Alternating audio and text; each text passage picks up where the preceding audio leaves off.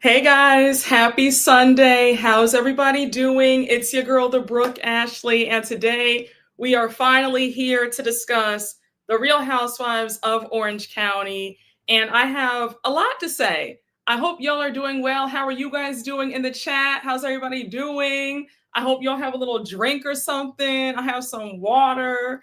But yes, honey, how are y'all feeling? Yes, you're seated. Happy Sunday, y'all. Happy Sunday. Thank you. I'm happy to be here. I'm happy that you guys are here. So let me just be clear, right?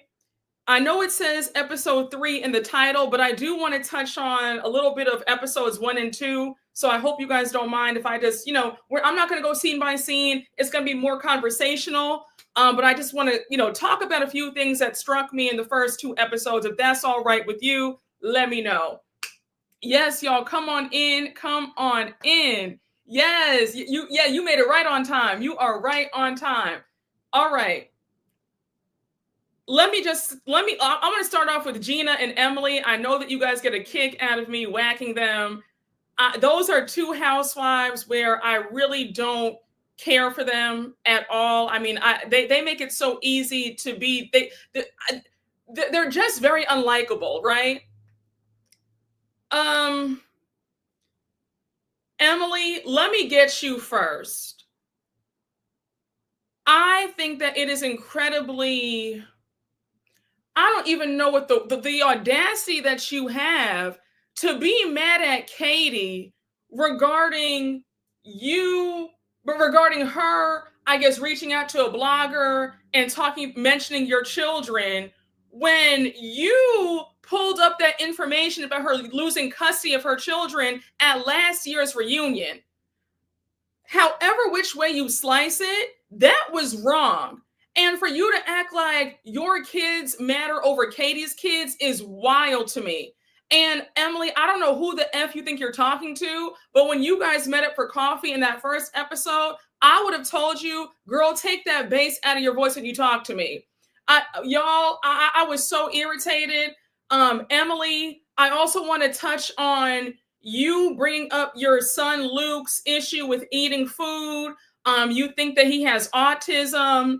Your twin sons are 10 years old. I'm pretty sure that they are not happy with you bringing up their personal issues. That should not be your storyline. Bringing up your 10-year-old child's issues should not be your storyline. It shows you how desperate you are to be on this show because you don't have anything else to talk about but bring up what your son is going through. And Shane, I never saw it for your husband, but Shane low-key clocked you in that 3rd episode when you were crying to him in the car about, he didn't eat his, I bought him French fries, he didn't eat them. And Shane was just like, you know what, it's going to be okay. And then when you brought up something about how he wanted you to dress him for school and you started crying. And Shane was like, this only happened one time.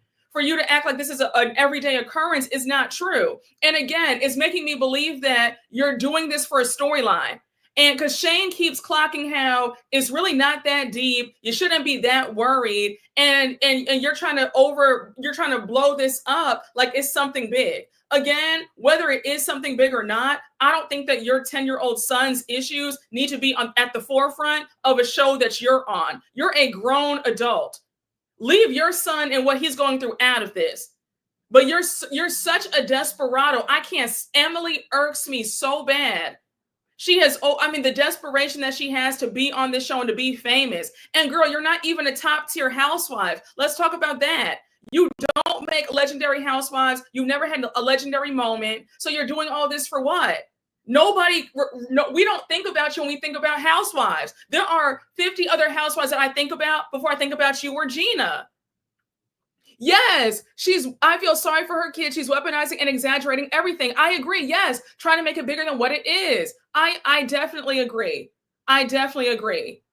I'm just like, there's something, and Shane clocked her. Shane even said, girl, it's not that big of a deal. You're blowing this out of proportion. It's probably not all this.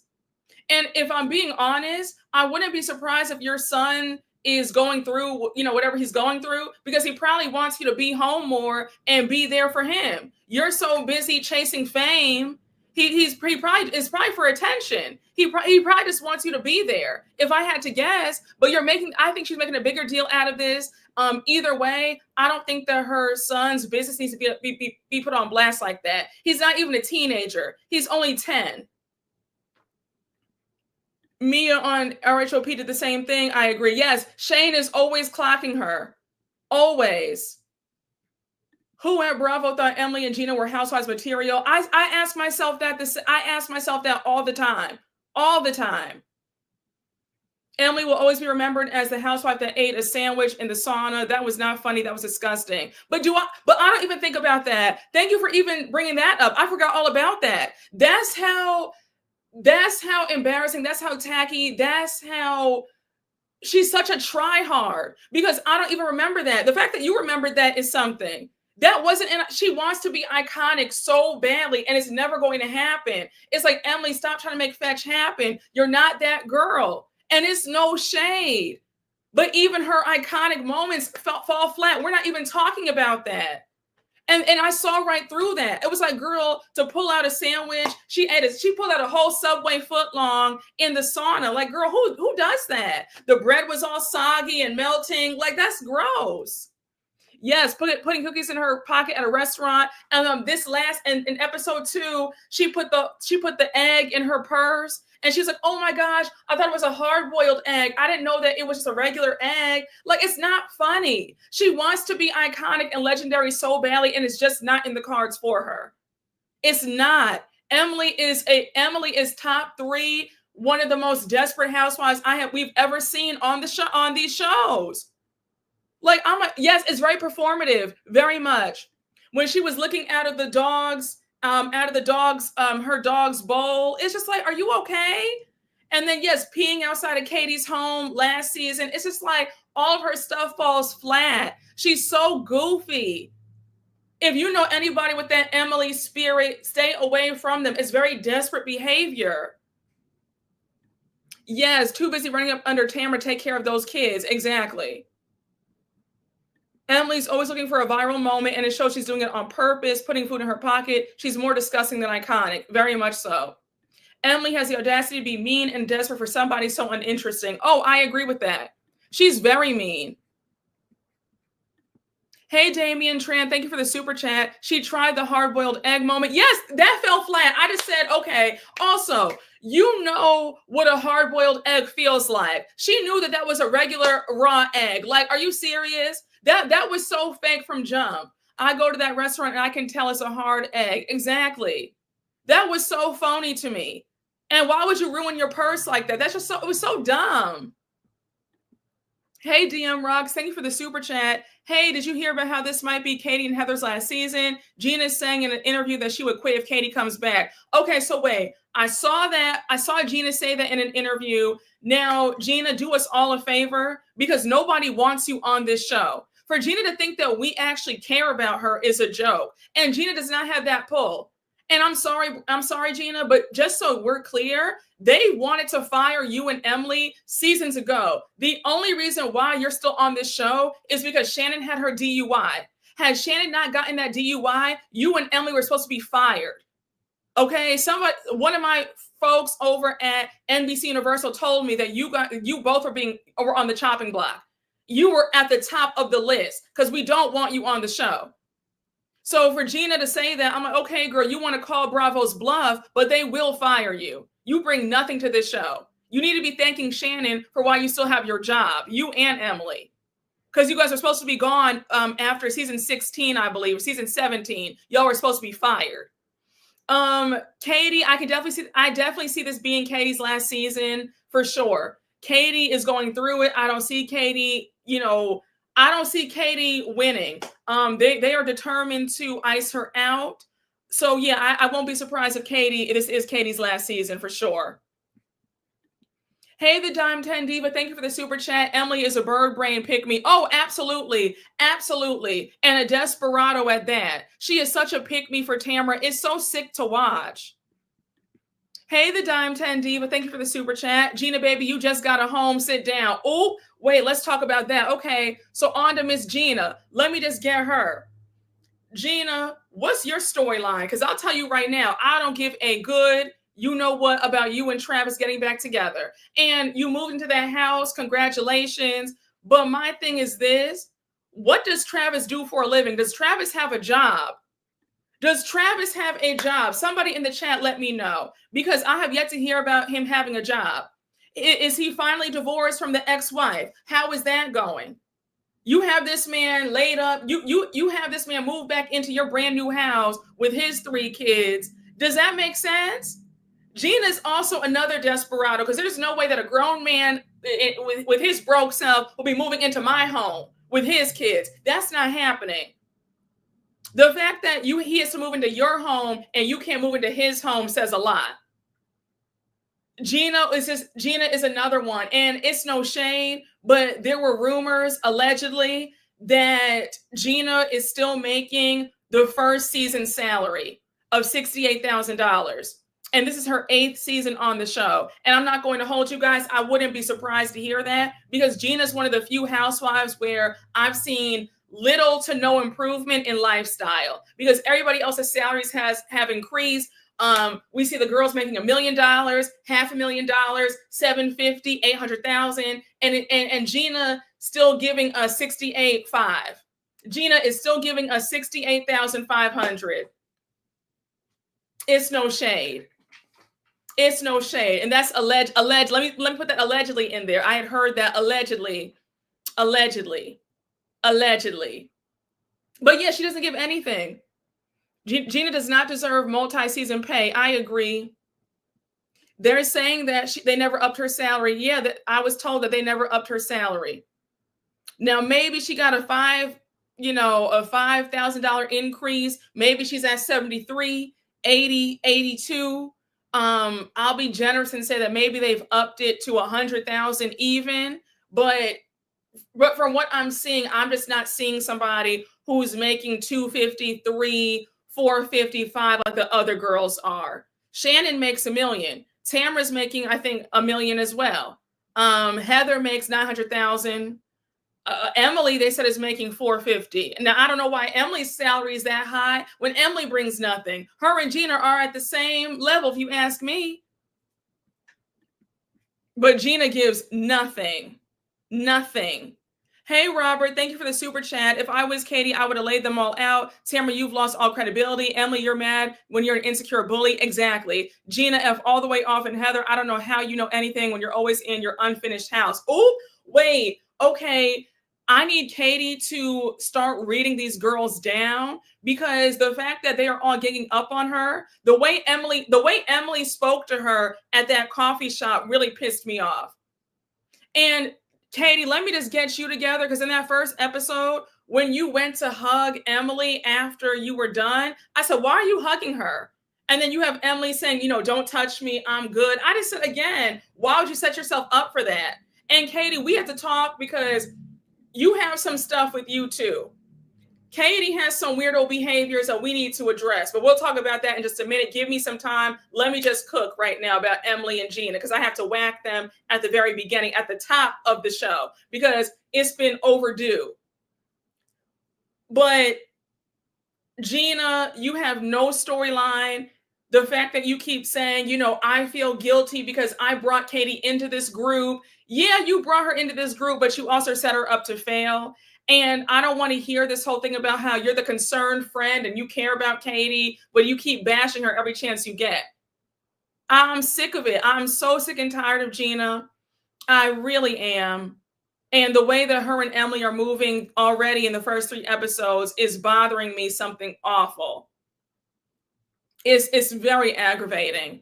Heather, I want to talk to you quickly. This is the first season where I am neutral about Heather Dubro. I never thought I would see the day. Y'all know that I used to ride hard for Heather. Ever since she joined this show in season 7, Heather was my girl. Like, she could do nothing wrong. But yeah, after what she did last season, at the reunion with banding with Emily to embarrass Katie like that, I just said, oh, really, Heather? We're doing that? Really? That's really messed up. But yeah, Heather, you don't have much of a storyline either, if we're being honest, because you buying the house in Beverly Hills. Now you want to sell it and looking at something else. We're not interested. That storyline has grown tired. We just don't care anymore. It's not interesting. It's another project. If you guys want to do that, if you guys want to be on $1 Million listing, do that. But yeah, this whole thing of we're buying a new house to sell it and renovate it again, to, you know, sell it to someone else. We're going to stay here for a year and then move. You know, we don't care anymore. I'm tired. Why do y'all complain so much? Just don't watch it if you like the franchise. Well, you must be new here because OC is actually one of my favorite franchises. And because I don't like 2 or 3 housewives on a franchise does not mean that I'm complaining. I made it very clear that I don't like Gina or Emily, like very clear.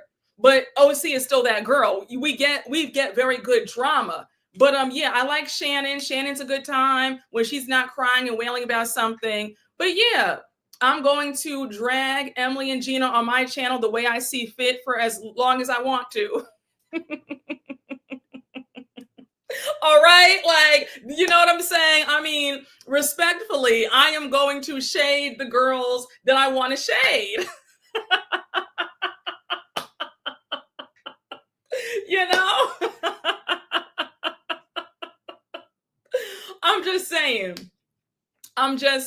all right? Yes, and I'm going to always get her again and again and again. All right, you know, listen. Okay, all right. Yeah, when Nene said honk the horn on them, Greg. You know what I'm saying? We're just sitting up here having a good time, roasting and reading. You know, it's a cute time here. But unless you're new here, you know, my OG subscribers know that we do this thing where we just like to read Emily and Gina. Like, we just do that. It's been like the sky is blue. We're going to sit up here and whack Gina and Emily. That's just what it is. Yes, toot, toot, boop, boop, bam. Okay, exactly. Brooke has kept her foot on Gina and Emily's necks for years. Exactly. Let them know, Greg.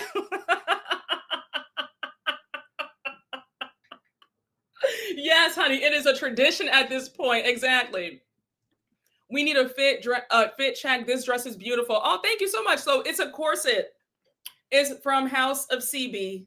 Thank you. I thought I would get super glammed up for y'all today. Yes, honey, water is wet. Exactly. All right. Okay. Yes, honey, we wash and wag. Exactly. It's never a bad day for an Emily and Gina dragging. They suck so bad. Okay. So you understand now. You understand. All right. It's all good. It is all love. I just thought that I had to, you know, I just had to clear some things up. This is what we do over here. Yes, honey. Okay. You say yes, honey. You said Gina and her Chili's job gonna always get whacked. And wait, I'm screaming because you know that I went live specifically for you because you asked me to go live in the last recap that we did for Miami. So I said, let me go live for OC because we always have a good old time dragging Gina and Miss Emily. Oh, gosh. Okay, I agree. OC's low-key giving more than Beverly Hills and Atlanta combined. I agree. Oh, listen, OC is underrated. OC is underrated for sure, hands down. Your roasts of Gemily are why I look forward to your OC reviews. Thank you. No, you didn't. You said Gina posted a picture of her eating at Chili's today. Stop. Honey, she got that triple dipper. That's why. Oh, Travis must have taken her to Chili's for her first date. Like that one, you know, that lady I told you guys about in that other live a few months ago. She moved a man in because he took her to Chili's for her first date ever. She moved that man in for her on their first date. She has 4 kids, mind you. So maybe that's how Travis got to move in with his 3 kids because he took her to Chili's for their first date. A mess. Child. Wait, you said she always gives 4 for 4. I'm screaming. You said the triple dipper. Yup. Gina moved him in too. She sure did. Travis said, okay, I got $20. We got that 2 for 20. Yes. OC is low-key the best franchise outside of Salt Lake and Miami. I'll die on that hill. Well, you wouldn't be wrong. I think that OC has always been top 3 for one of the best franchises for sure. And especially right now, they're taking that number 1 spot. They were number 1 last season. Their OC is taking it. Okay. All right. So we still like Shannon. I still like Shannon over here. We're going to talk about that last scene in episode 3. Just give me a few minutes. Now, I do want to talk about Tamra quickly, if you don't mind. Tamra, I am not going to play with you this season. I'm going to pay you dust. You will not get any of my attention. It's the same old story since you got on this show in season 3. For you to sit up here and play victim, when you said to Eddie, I can't believe that Shannon would throw our friendship out the window. The way she throws friendships out is so alarming to me. And then you have Eddie saying, oh, have you just met her? That's who she's always been. Excuse me? As evil as you've been to everybody, you've betrayed Shannon so many times. And now you want to act like Shannon is in the wrong for paying you dust? We have a problem. Tamra has no accountability whatsoever. She is always the victim while being the villain, and it doesn't work that way. And I'm not going to even get bent out of shape about Tamra because she always pulls this. But I really hate the way she's victimizing herself. I said, no, ma'am. And what really blew me was how she's trying to say that Gretchen reached out to her daughter on Facebook. I said, no, girl, that's not what happened. Your daughter exposed you on Facebook for being a horrible mom. And Gretchen commented on the post because it's a public post, dummy. And shout out to Miss Gretchen coming back on the show. I'm liking her. I always love Gretchen. I was standing for Gretchen when she was first on the show. She used to give the girls hell. I will always maintain that the real reason why Tamra and Gretchen can't get along is due to Tamra's jealousy. Tamra has always been jealous of Gretchen, and I don't care how you feel about it, that's my opinion, but nobody can tell me that Tamra is not jealous of Gretchen. Gretchen has Tamra shook every time she steps in the room. That is nothing but pure envy. Yes, and Gretchen still looks good. She sure does. All right, so we're here on that. I believe that Vicki and Tamra were always jealous of Gretchen. That's why they were always talking about her being a gold digger, this, that, and the third. Girl, stop. Vicki was always jealous of the girls who would get a rich man because she couldn't. Let's talk about that for a minute. Vicki was always jealous of the girls who could get a rich man because she could never. She got with bums. Both of her husbands were bums. Her boyfriends were bums.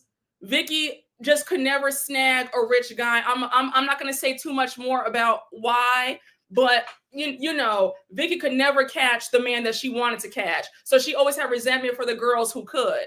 And she had it out for Gretchen. The way and I'll never forget how they tried to get Gretchen drunk like that in season 4, and they wanted her to hook up with Tamra's son, Ryan, who just turned 18. That was nasty work. That was evil.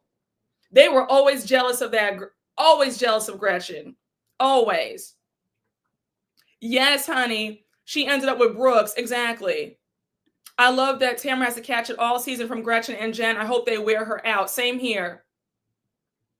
I thought her ex-husband was a decent guy. Didn't she cheat multiple times? But I think they were both cheating. Because remember, towards the end of their marriage, Vicki exposed that they both had, separate lives on the side. So it was a hot mess. Vicki was complaining about how she made more money than, what was his name? Don. She made more money than him. At one point, Don got resentful of her for making more money. He wanted to quit his job as a lawyer and just live off of her. A hot mess. A hot mess.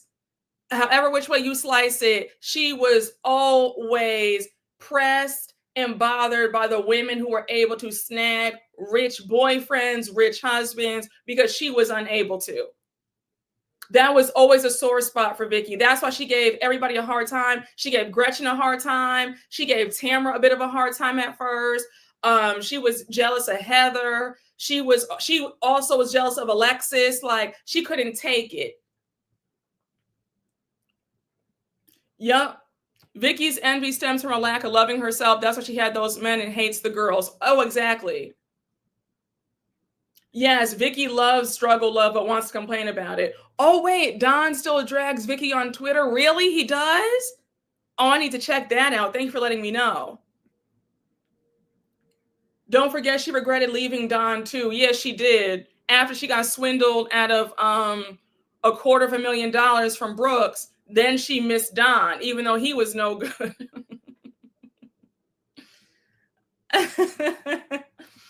Well, I was a teenager when OC first came out. So I was watching all this mess like, what is this? Yes, yep, season 4, episode 8, Naked Wasted. Hey, DM Rocks, thank you for the super chat. Did you see the preview for the next episode? The way Matt, Katie's husband, told Tamra not to talk to Katie, and Tamra bringing Joe to the party. Yes, I saw that. I saw that preview. Tamra is so low down for that.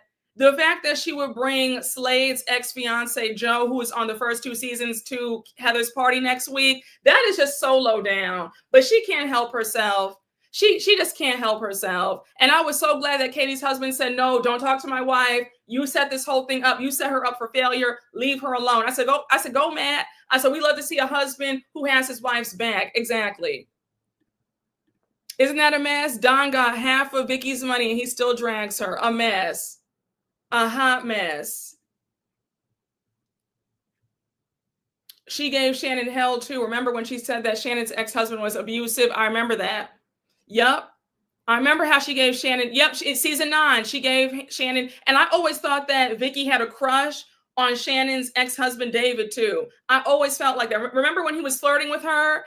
And you had Vicki smiling and laughing like a schoolgirl. And I said, okay, girl, but let somebody try to flirt with your man that nobody wants. But let somebody flirt with your man. You would be up there crying, screaming at the woman. But the fact that you sat up there knowing that Shannon was already going through it because David cheated on her and she's crying about that. You're going to sit up there and let her husband just flirt with you like that. You sitting up there eating it up and you talking about, oh, David, stop it. And you were flirting back with him. I said, okay, girl. I said, okay. Like, Vicki is such a horrible friend. She is such a, yeah, she always said he was handsome. Mm-hmm. Even when they fought, they were about to kiss. Wait, who? Who are you talking about? I recently rewatched those clips from the Naked Wasted episode. I almost wish Tamra would try something like that today so she could get canceled, especially epically. Yeah, I agree. I think that Tamra knows better than to do that today because she knows that, I mean, she's off the show for good. She can't come back from that. But yeah, had her and Vicki pulled that today, they would be done. I'm Shannon's ride or die forever. No one wanted to flirt with Vicki's men. That's why she was mad. Yes, very much that. Nobody wanted any of the men that Vicki was with. That's why she was really hurt. Nobody wanted to fake flirt with them. Nothing. Remember when Vicki and David were yelling at each other at that 70s event? Yes, I remember that. Yes, they were low-key flirtatious then. And my whole thing was, why are you yelling at somebody else's spouse? It's giving very much a lover's quarrel. Like, yeah, there was always some sexual tension between Vicki and David for sure. But yeah, like if Vicki said that her and David were dating now, I wouldn't even be surprised. Vicki always had a crush on David. David knew it. Like, yeah, David would always flirt with her to get under Shannon's skin. If they started dating now, I wouldn't even be surprised. Vicki's taste in men has always been trash because she's desperate. Okay, that Don Gunvalson account is a parody account. Oh, okay. Child, Vicki sounds like a cautionary tale. Oh, she is. She's very much a desperado. She gives men money. And you know what killed me about Vicki? Y'all remember in the earlier seasons when Gina was on the show? And remember how Gina had gone through like a rough patch financially? And she had said that she had asked Vicki for some money because her and Vicki had been friends for all those years. And Vicki was like, no, I don't believe in giving friends money, like figure it out. And I was like, wow, Vicki, that's so messed up. Like, that's your friend. Why wouldn't you want to help your friend?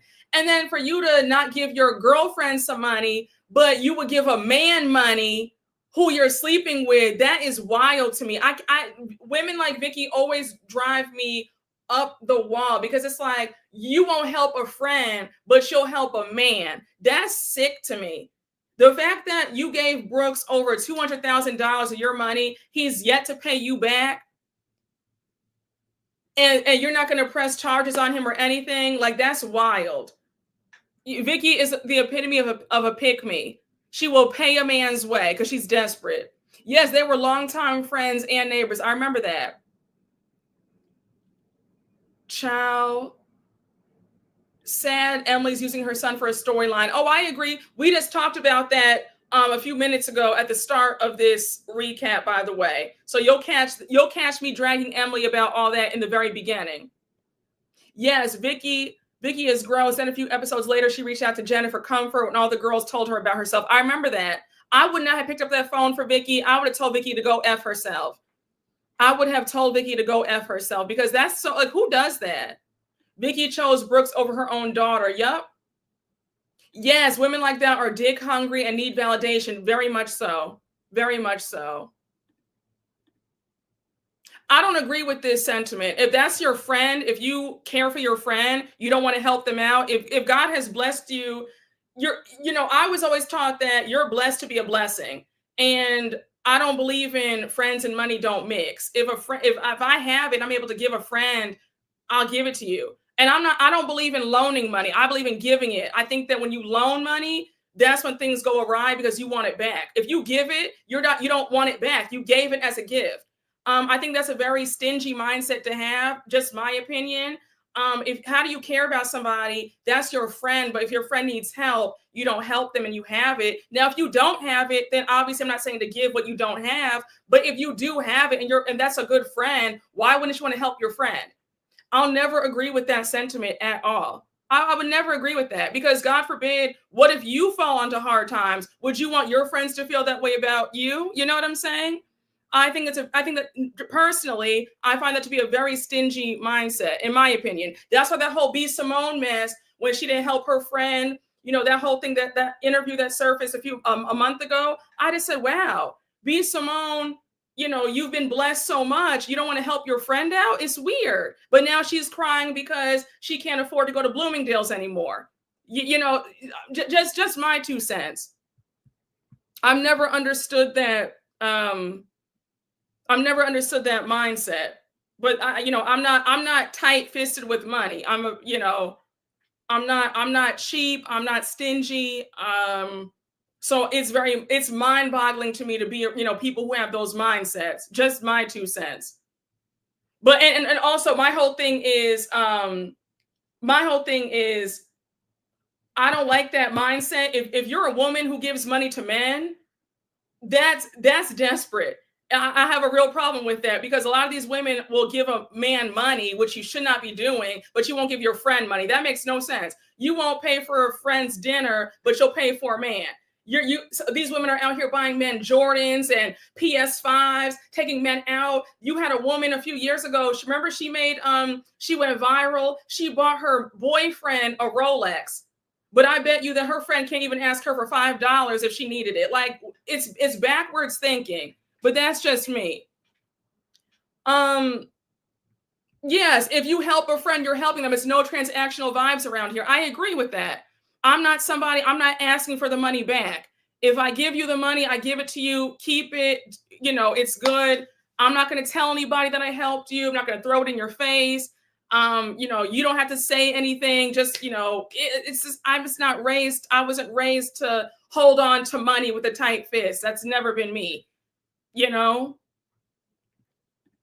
a lot of these, my thing is, if you're going to be stingy when it comes to a man. Now, if you're stingy, if a man is coming to you asking for money, you need to be no. You need to get away from them. Don't be stingy with your friends, but you're generous to a man. It needs to be the opposite. Yes, if you give, it comes back to you tenfold. Exactly. It really does, though. I'm a living witness. It does come back to you. It really does. The throat spray girl paying for her own plane ticket when that man didn't want her. Exactly. You have women going out sad for men, but they won't even buy a friend a gift for their birthday. Like, how does that work? And then they're confused when their money's all messed up. Things aren't opening for them because they're stingy with their friends, but they're generous with men. That's twisted. That's very twisted. Child, my friend once gave me money and told me not to worry about it when to pay her back, but was pressing me for it every other week. Oh my gosh. Okay, no, so no, your friend was wrong. First of all, your friend is a liar because if you say that it's yours, don't worry about it, then you cannot ask for it back. So no, your friend was in the wrong for that. Your friend was in the wrong. Your friend was clearly, and I'm sorry that you had to deal with that. I'm very sorry that you had to deal with that. Now, I will say I've been blessed. I've never had to ask a friend. If anything, my parents, it's always been my parents, because I've been around a lot of stingy friends. So I knew that if I had to ask, I could never ask them anyway. So it's always been my parents have always been they've always been my rock. I could always go to them. Thank God. But yeah, no, your friend was wrong for that. Do you disagree with Megan buying Klay Thompson at $300,000 AP? I do. I love Megan to death, but yeah, no. The same way I disagree with Cardi when she gave Offset $500,000 in a briefcase, all in cash. I said, girl, what are you doing? And I love Megan Thee Stallion down. But I kept scrolling when I saw that she purchased that watch for him. I said, what? Like, no.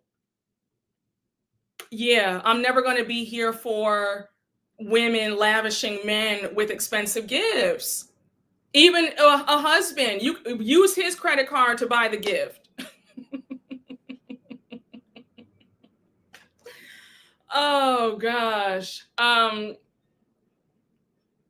Yeah, I love Megan down. Love Megan down, but I will never be here for that. I'm just saying. Right, we're on the same page today. Wait, can I say something? I've said this before, but one thing I love about the lives, we can talk about so many different things within a recap, which I love. I love that. We will talk about so much. Like, it's just such a good time talking to y'all. Like, we have a good, we see each other. Yes, honey, he'll be buying his own gift. Exactly. He gave her a gift before that, though. Yeah, I know, that's great, as he should. But she didn't need to buy him anything. And if she wanted to buy him anything, it could have been a cute plant. You don't need to buy him a $300,000 AP because he bought you, whatever he bought her, whatever he bought her, a car or something. Either way, I don't believe in women going all out like that for a gift. I don't. Yes, honey, we see each other. Yes. It's always a key with these lies. It is. Damn, they're not even married for a good amount of years. Exactly. Okay. Child, yes, honey, he could get an orchid, buy him a plant. Oh, thank you for bringing that up. I wrote that in my notes to talk about that. Now, Gretchen, Miss Mamas, I love you down. But Gretchen, here's where I stopped fooling with you. When you got down on bended knee in the season 8 finale and you proposed to Slade Smiley, I said, here's where I get off the Gretchen Rossi train. I wanted to jump through that TV and slap you. I said, Gretchen, this is not right. And the fact that you guys are together, you've been together now 16 years later, and you're still not married, what does that tell you? Gretchen, I'm sorry, girl, but you will never, I love Gretchen down, but that's the only piece of irritation I have when it comes to Gretchen, because Gretchen had me all the way effed up when she pulled a Chrissy. That was a Chrissy Jim. That was right after Chrissy and Jim Jones, when Chrissy got on bended knee for Jim Jones. Like, Gretchen, I screamed. Like, I was nauseous when you got on bended knee. And you did a big proposal. You flew him out on a helicopter. You were waiting on the roof. Like, it was, I said, Gretchen, this is not of the Lord. And Gretchen is a hardcore Christian. I said, girl, you're a Christian. You know better than this. You know better than this. That's why they got fired, because producers felt like they were playing up for the cameras. Yup. Doesn't he have debt? I wouldn't marry his. Yes, she wrote him a song. I try to forget that ever happened. Child. Gretchen was both a victim and perpetrator of the patriarchy. They aren't married because Tamra has Slade's number. Gretchen does not want that debt. Listen, whether or not she doesn't want that debt, which I understand, she should have never got on bended knee and proposed to a man. Period. Okay? Yes, Christ did not die so that I could propose to a man. Exactly. What episode was it so I can skip it? That was the season finale of season finale of season 8. That was Gretchen's last time on the show. That was her last season. Gretchen does not want his child support debt.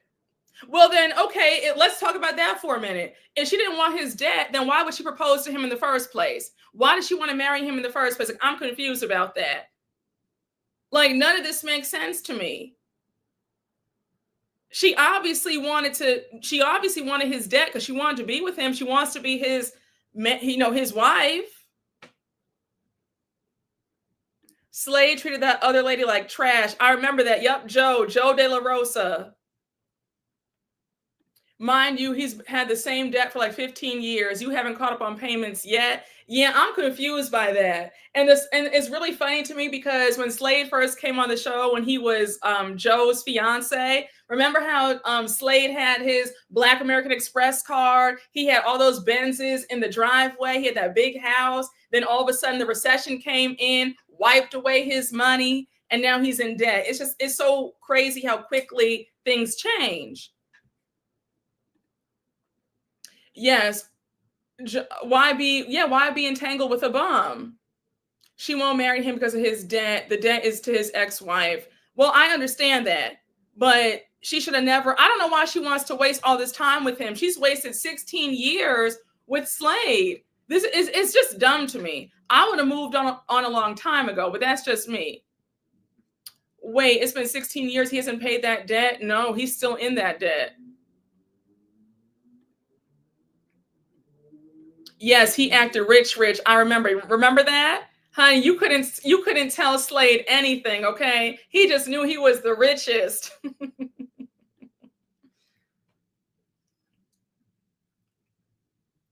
Child, a mess. Yup, he dated all the early housewives, the original homie hopper. Yup, he dated Joe. He dated somebody. He dated Lori, right? Didn't he date Lori? Then he went on to Gretchen. Yes, he had that black Amex on deck. He sure did. Now, I do want to address the drama now between Gretchen, Slade, and Tamra. Tamra, for you to go on the podcast and make the comment about Slade being a deadbeat father right after he lost his son to brain cancer, you have no decorum. There's no class. There's just no compassion. At the very least, just shut your mouth.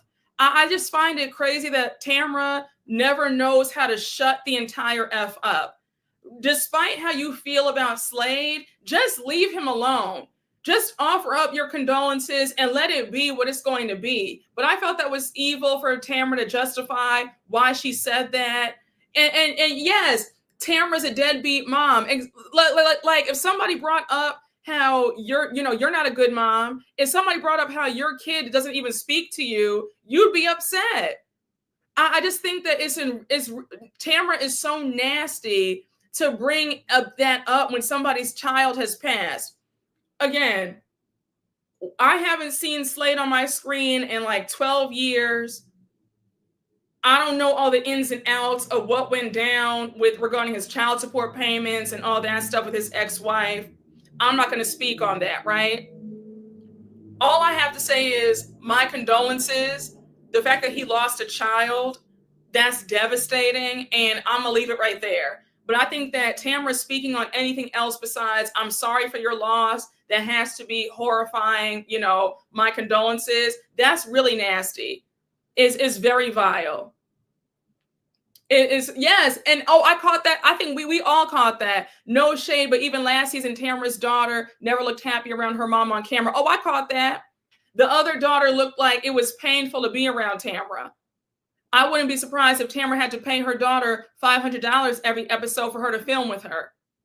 But yeah, it's clear that none of Tamra's kids F with her like that.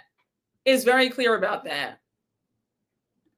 It's annoying that she keeps saying Gretchen is holding on to a beef for 15 years, but when it hasn't been resolved and you're still keeping it up, of course Gretchen will come in feeling some sort of way still. Oh yeah, but Tamra, but you know what it is? The real root of this whole feud between them is Tamra's jealousy. Tamra is jealous of Gretchen. Period. End of story. Until Tamra can look in herself in the mirror and admit that to herself and try to work on it, they're always going to be in this boat. Tamra is jealous of Gretchen, and that's the real reason why she's still keeping up all this mess. We don't see Tamra's mom anymore either. Yeah, I mean, none of her family films with her besides her husband, Eddie. Yup. Her daughter always looked irritated being forced to film just so she can have a storyline. I agree. She's a classic narcissist. Also, she hates other women. Oh, I've always felt that way. Her and Vicki both don't like women. They're very, the way they treat women who come into the group, very nasty. Very nasty. Yeah. Oh, let's talk about that. Honey, she is so jealous of Jen. When Tamra pulled up those old pictures of what Jen used to look like, she was talking about, Jen used to go to the same doctor as me. She would even wear my old hair extensions. I said, Tamra, please do not gas yourself up like this. This is not single white female. For you to go on and say, look at Jen before when she was heavy. Babe, that was what, 8 or 10 years ago? It doesn't matter what Jen used to look like then. Let's talk about now. Let's talk about what's now, how Nene told Sheree. It doesn't matter that, when Nene was broke. Nene's rich now. Why are you, anybody who brings up the past when you didn't look good, you were broke, what you were in a bad moment, that is pure jealousy. Because it does not matter what your past was. Today is a new day. Talk about the present. As long as if you've improved in any way, in any shape, way, or form today, that's all that matters. Nobody cares about the past. It's all about right now. And for somebody to bring up what you used to look like, that doesn't mean anything. Jen looks amazing now. Let's focus on that. Like, I was just like, I was so annoyed. I just said, really? And for you to say that, oh, Jen has the life that I used to have. I said, girl, are you okay? Jen is not thinking about you. And I believe, just like Jen and Ryan said, Tamra is jealous of Jen. Tamra low-key wanted Ryan, and she's mad that Ryan didn't want her. So now she wants to make Ryan and Jen's lives a living hell. Like, I was so annoyed. I just was so irritated. Yes. Did you clock it when Jen in her confessional said that Tamra used to flash her man in the gym? Yeah, I clocked that. She always wanted Ryan. That's the real reason why she's giving them both a hard time. She's mad that Ryan did not pay her a second look. For you to bring up what she used to look like, it doesn't matter what she used to look like. She looks amazing now. Let's focus on right now. Like, what are we doing? And I said, you know how much of a hater you are to have people's old pictures in your phone? That's hater. That's weirdo behavior. You're a hater, Tamra. You are a straight up hater. You can't stand that. You cannot stand Jen. Jen brings out the worst in you. The way Jen rattles you. I was so annoyed. Hey, Robert, thank you for the super chat. Also, I want to say you're an escape for me, and I binge so many of your videos. You always have great advice. Oh, thank you so much. I really appreciate that. That means a lot. Thank you, Robert. Thank you. I just listen. I just try to give advice that I know works for me. Hopefully it works for you. I don't ever want to act like I'm some expert, but I always try to give the best advice that I can. And all the advice that I give is that I've lived it, I've done it, I'm doing it, like it works. I will never try to lead you astray. But I'm happy that you're here. I really appreciate you being here. Thank you. Maybe it's because she doesn't have Jen and Ryan's love in her own marriage. Yeah, it's giving that. Did Tamra forget what she used to look like when she first joined the show? Exactly. Tamra looked so dated and trashy for her to talk about what anybody used to look like. I said, okay, girl. Ryan don't want Tamra in her soulless eyes. He doesn't. Oh, yes, I believe it. She would have cheated on Eddie with Ryan in a heartbeat. Oh, I believe that. That's why she's so pressed. Because I'm so sorry. The fact that you are so stuck on the both of them is weird. Yes, Vicki was mad that she had to work. Yep, she had no choice but to get up and work. I hate that a fellow Tam is such a hater. She annoys me real bad. Read Tamra every time. Oh, I will. Yes, Tamra only keeps Teddy around because of the podcast success. I agree with that. You can tell this Jen and Gretchen team up is going to wear Tamra every which way but loose this season. Oh, I already know that. I can't wait for that. The fact that Gretchen and Jen, both her worst nightmares, are on a season together, I know that Tamra is already pissed. Remember, they go to New Orleans this season, and remember the news that broke a few months ago? Tamra and Gretchen and Jen got into it. They tore Tamra up, and we're going to see Tamra, I think, leave the trip early, and she had announced on Twitter that she quit the show.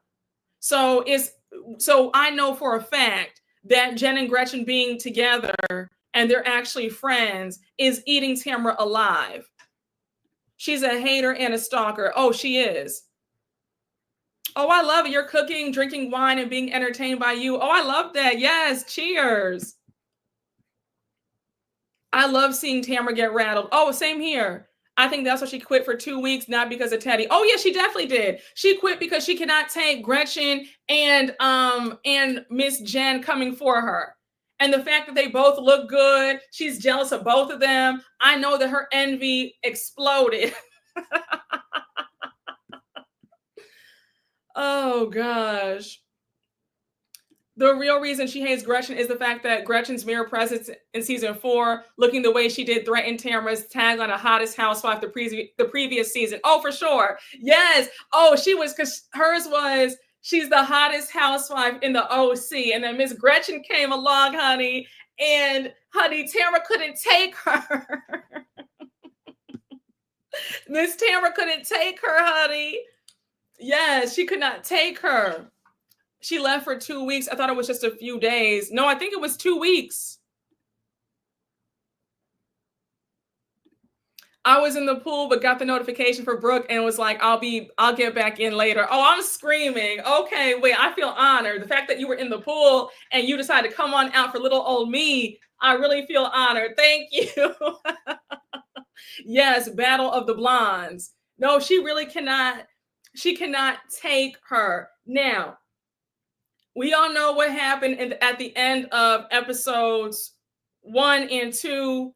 Katie is grilled about the whole blogger situation, her calling up the blogger regarding Tamra.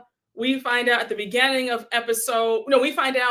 end of episode 2 that Katie indeed did call the blogger up first. Now, Katie, we have to talk about this lying situation. You seem to forget a lot of the details of the stuff that you do, and it's not a good look. Overall, I think that Katie is harmless, but I think that Katie does have a lying problem. I think that Katie could be maybe a pathological liar. She means no harm, but something's not quite right. But the fact that you were like, no, I didn't call the blogger, and then you admitted that you did call the blogger first. Katie, I'm gonna need you to remember the details, because Miss Mama's, what's going on? Then we see Gina reveals at Katie's lunch in episode 2 that Katie recorded Shannon last year at their gallery shoot, and she sent the recording to Alexis. So we have Gina spill the beans at Katie's lunch, and they're all like, wait, what? Shannon is pissed. Violation of privacy. Shannon is officially over Katie Janela. So that leads us into episode 3. Right? So, sorry guys, give me like 2 seconds of my notes. Okay, so we see Katie and Gina in the opening of episode 3. They're getting scalp massages. Katie, the way you're trying to buy the women's friendship and their trust, it's giving desperate. For you, Gina, for you to say that you don't trust Katie still, but you'll accept this the free scalp massage. It's just like, Gina, you don't like Katie. You're just there to film some scenes and get a free scalp massage and, to be out the house. But it's clear that you don't like Katie. You think that she's a liar. You think that she's crazy. And you're going to report back what she says to the other girls. Katie, it's not a good look, in my opinion, for you to be out here trying to buy people when they don't like you. They've already made their minds up that you're a weirdo, you're a liar, you're conniving. So you're not doing yourself any favors now trying to buy them. Just my opinion. Yes, Gina is broke. She's going to accept all the freebies. Katie's tagline about telling her truth, she's trolling us. Oh, absolutely. Gina is collecting content. She's trying to stay on this show by hell or high water. Of course, Gina's going to accept a free service. Oh, you said Gina needs it because that Chili's check can't afford it.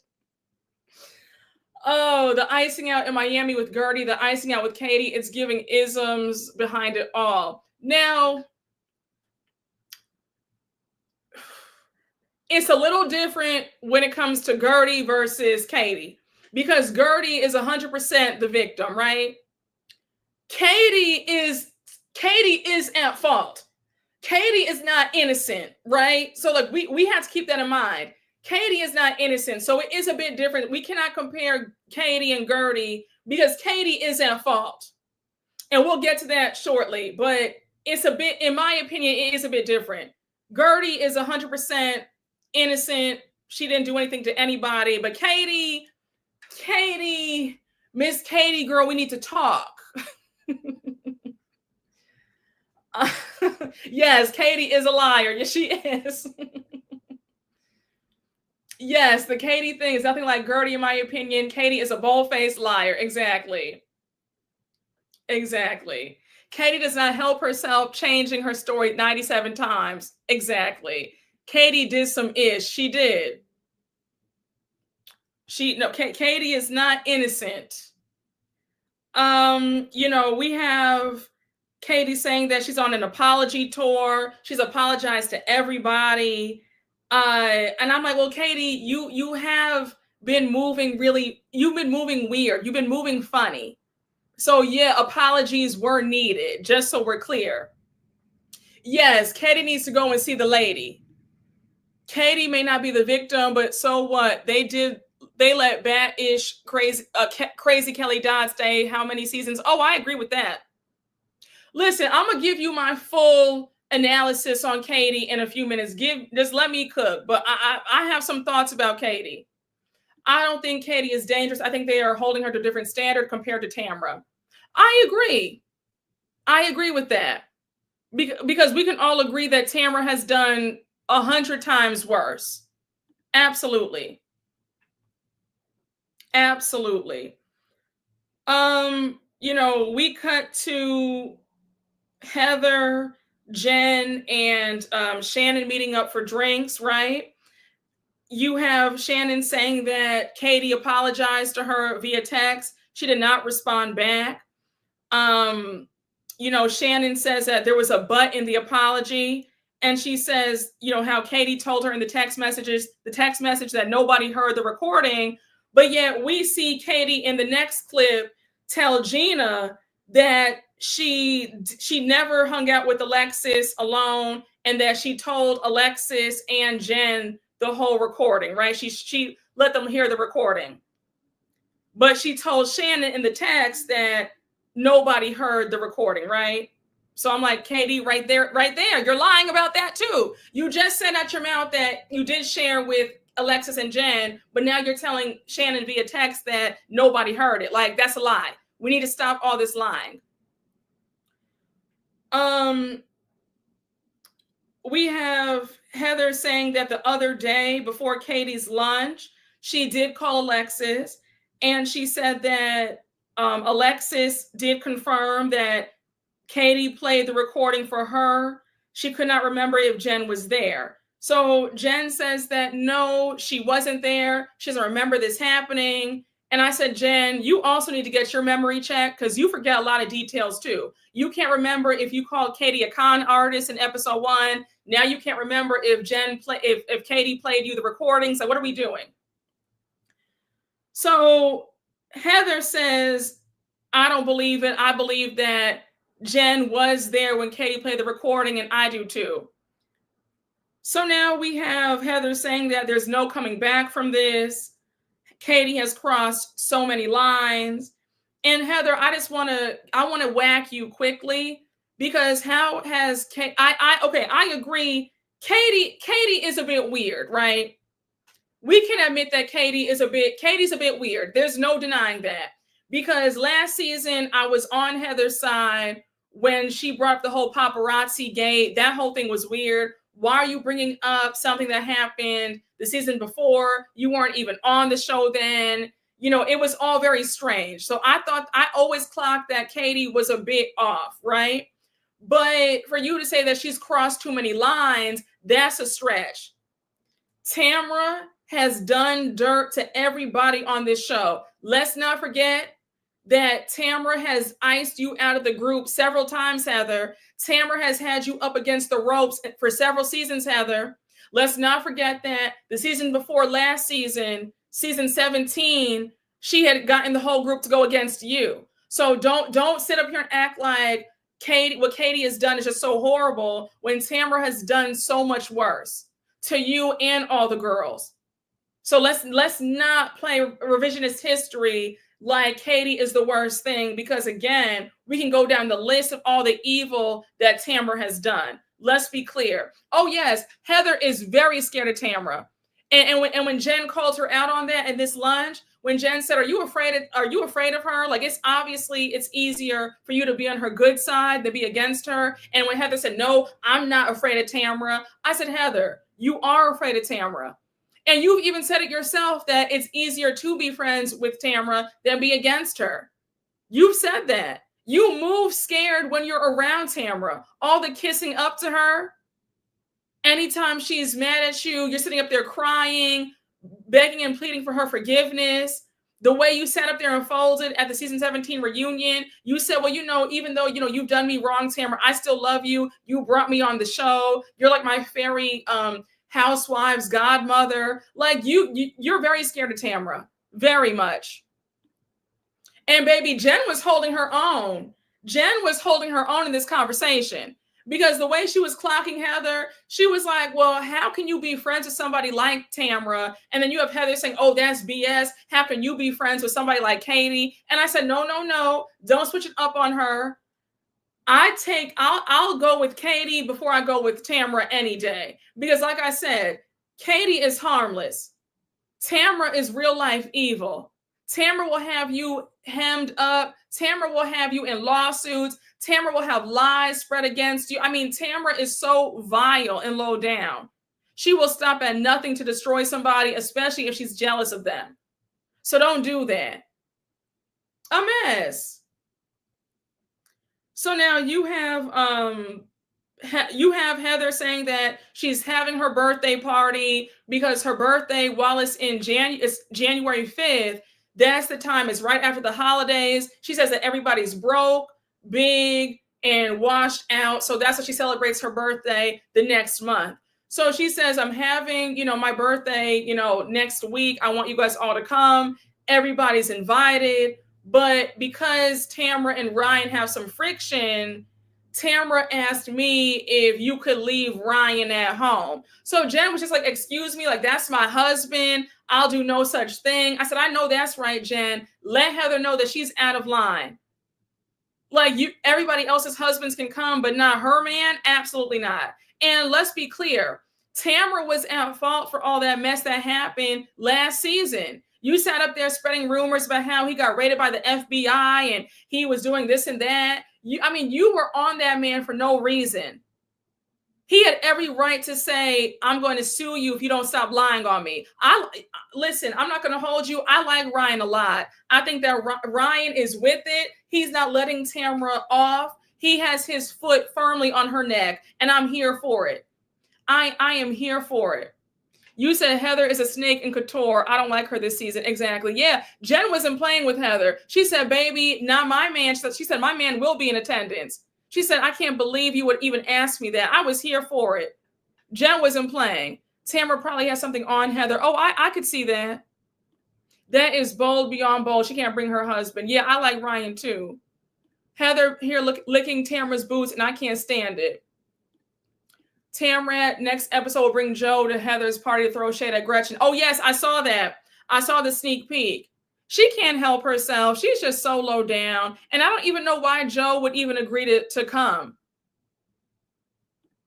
Yes, Heather was whack for asking that, and she knows it. She was. And then the fact that Heather got mad at Jen for getting mad at her, I said, Heather, you need to be happy that Jen did not curse you out.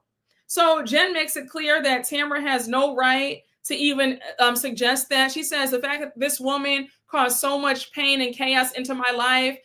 She lied on my man saying that the house got raided by the FBI. I had, my kids were questioned about whether they live in a safe house or not. She goes on to say that that lie cost her so much in attorney's fees that she doesn't have.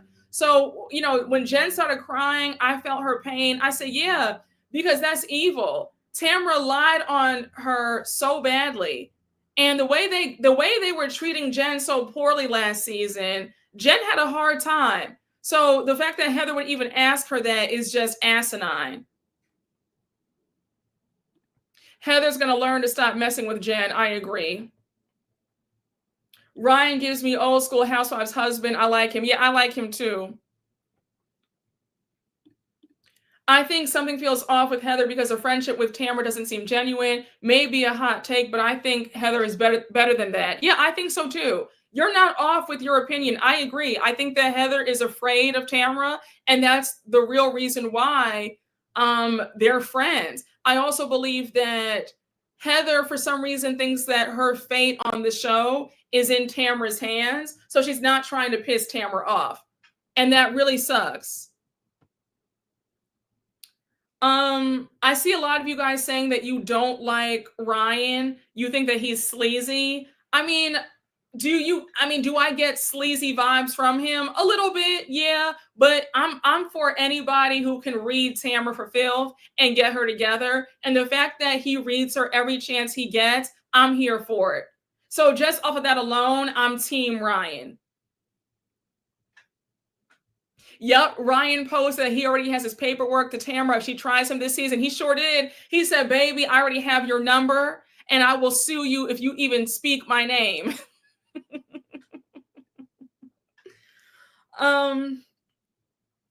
So now you have Heather saying, well, I'm sorry that you're upset. I'm going to invite everybody and let the chips fall where they may. Now, we have We have a short scene with Katie. Her son Gavin is home. He lives with her now. Now, the whole thing, I'm still a little bit confused about the whole situation. We know that she has 4 kids, 3 with her ex-husband, 1 with her new husband, Matt. So Gavin was he in college in San Francisco? Like, where was he? I'm still confused about that. But we do know he lives at home with her now, which is great. But the other son, who's 15, lives in Atlanta still with the ex, right? But yeah, I don't have much to say about that scene. This whole date night scene with Emily, Gina, and Shannon and her date from Love Hotel. They all go bowling together.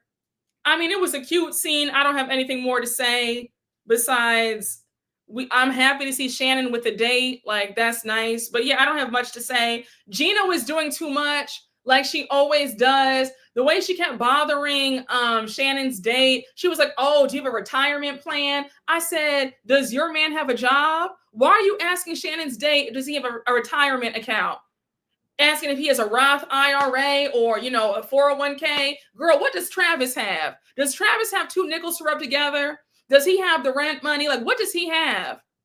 No, seriously, what does he have? She has no right to be asking anybody about anything when we don't know what Travis does for a living. Yeah, Matt, and Travis was so annoyed with Gina. He was like, oh my gosh, can you please chill? Like, just leave the man alone. She was doing too much. Gina gives bad acting every single scene. She does.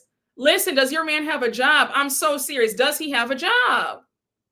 She was doing way too much. Way too much. I think they do real estate together. Is he selling houses?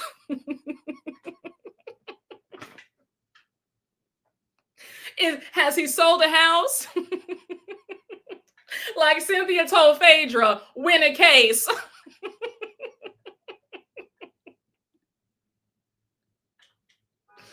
Oh my gosh. Child. You know what I'm saying? I was just so irritated. Like, girl, get out of this man's face, please. Yes, honey, sell a house. Gina does. Chili's has a retirement plan. Y'all will not sit up here and play with me today. Oh my gosh.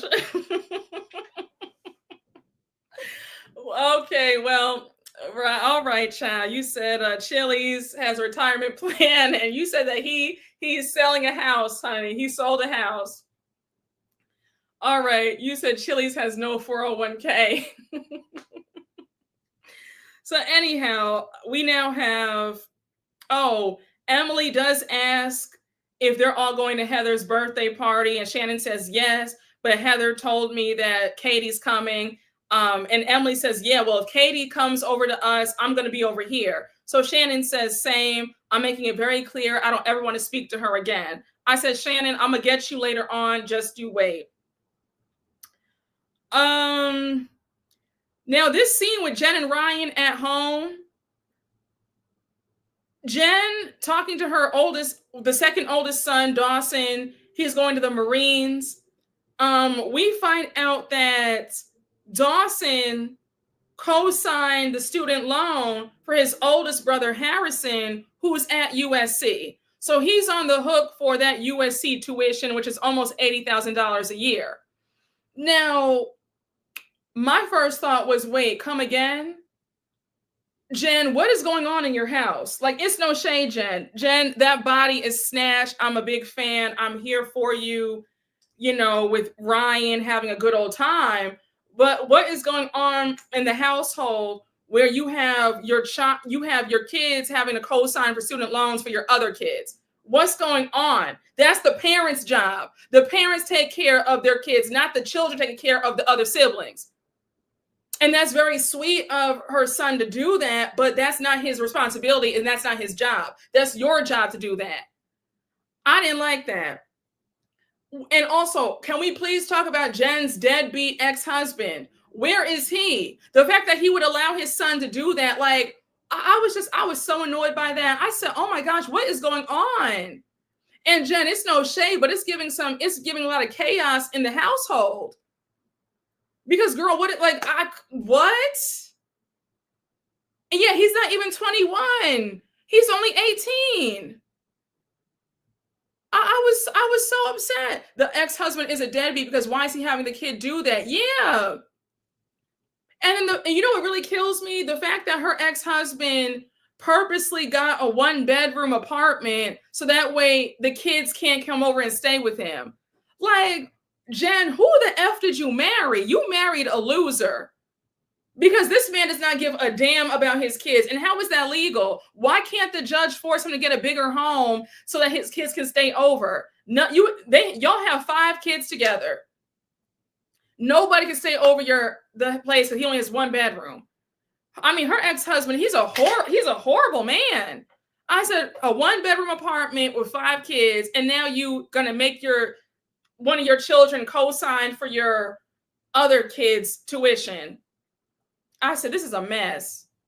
Yes, he's a clown and a deadbeat. That is a deadbeat that he tricked Dawson into co-signing. I agree. The deadbeat dad encouraged Dawson to co-sign for his older brother. A lot of parents do this financial abuse to their kids. It's unfortunate. Once again, Ryan is a good person to give a roof for all those children. Yes, I agree. Yes, he's dating her former best friend. He's a sicko. He's a real sicko. She said that she was shocked that her former best friend is now dating her ex-husband. A hot mess. I said, my God. I said, oh, Jen, you have a lot going on. Yeah, I hope that gets sorted out.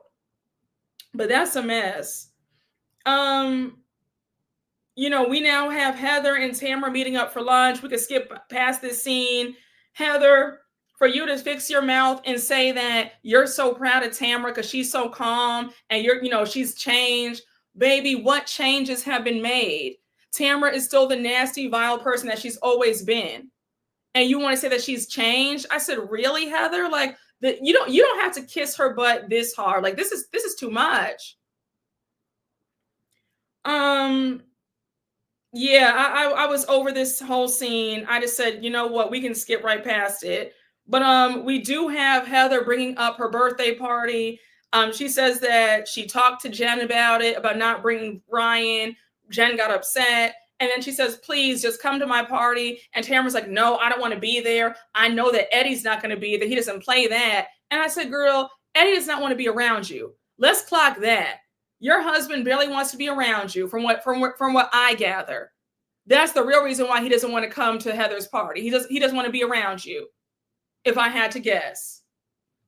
Yes, Heather was kissing Tamara's ass so hard she had to reapply her lipstick.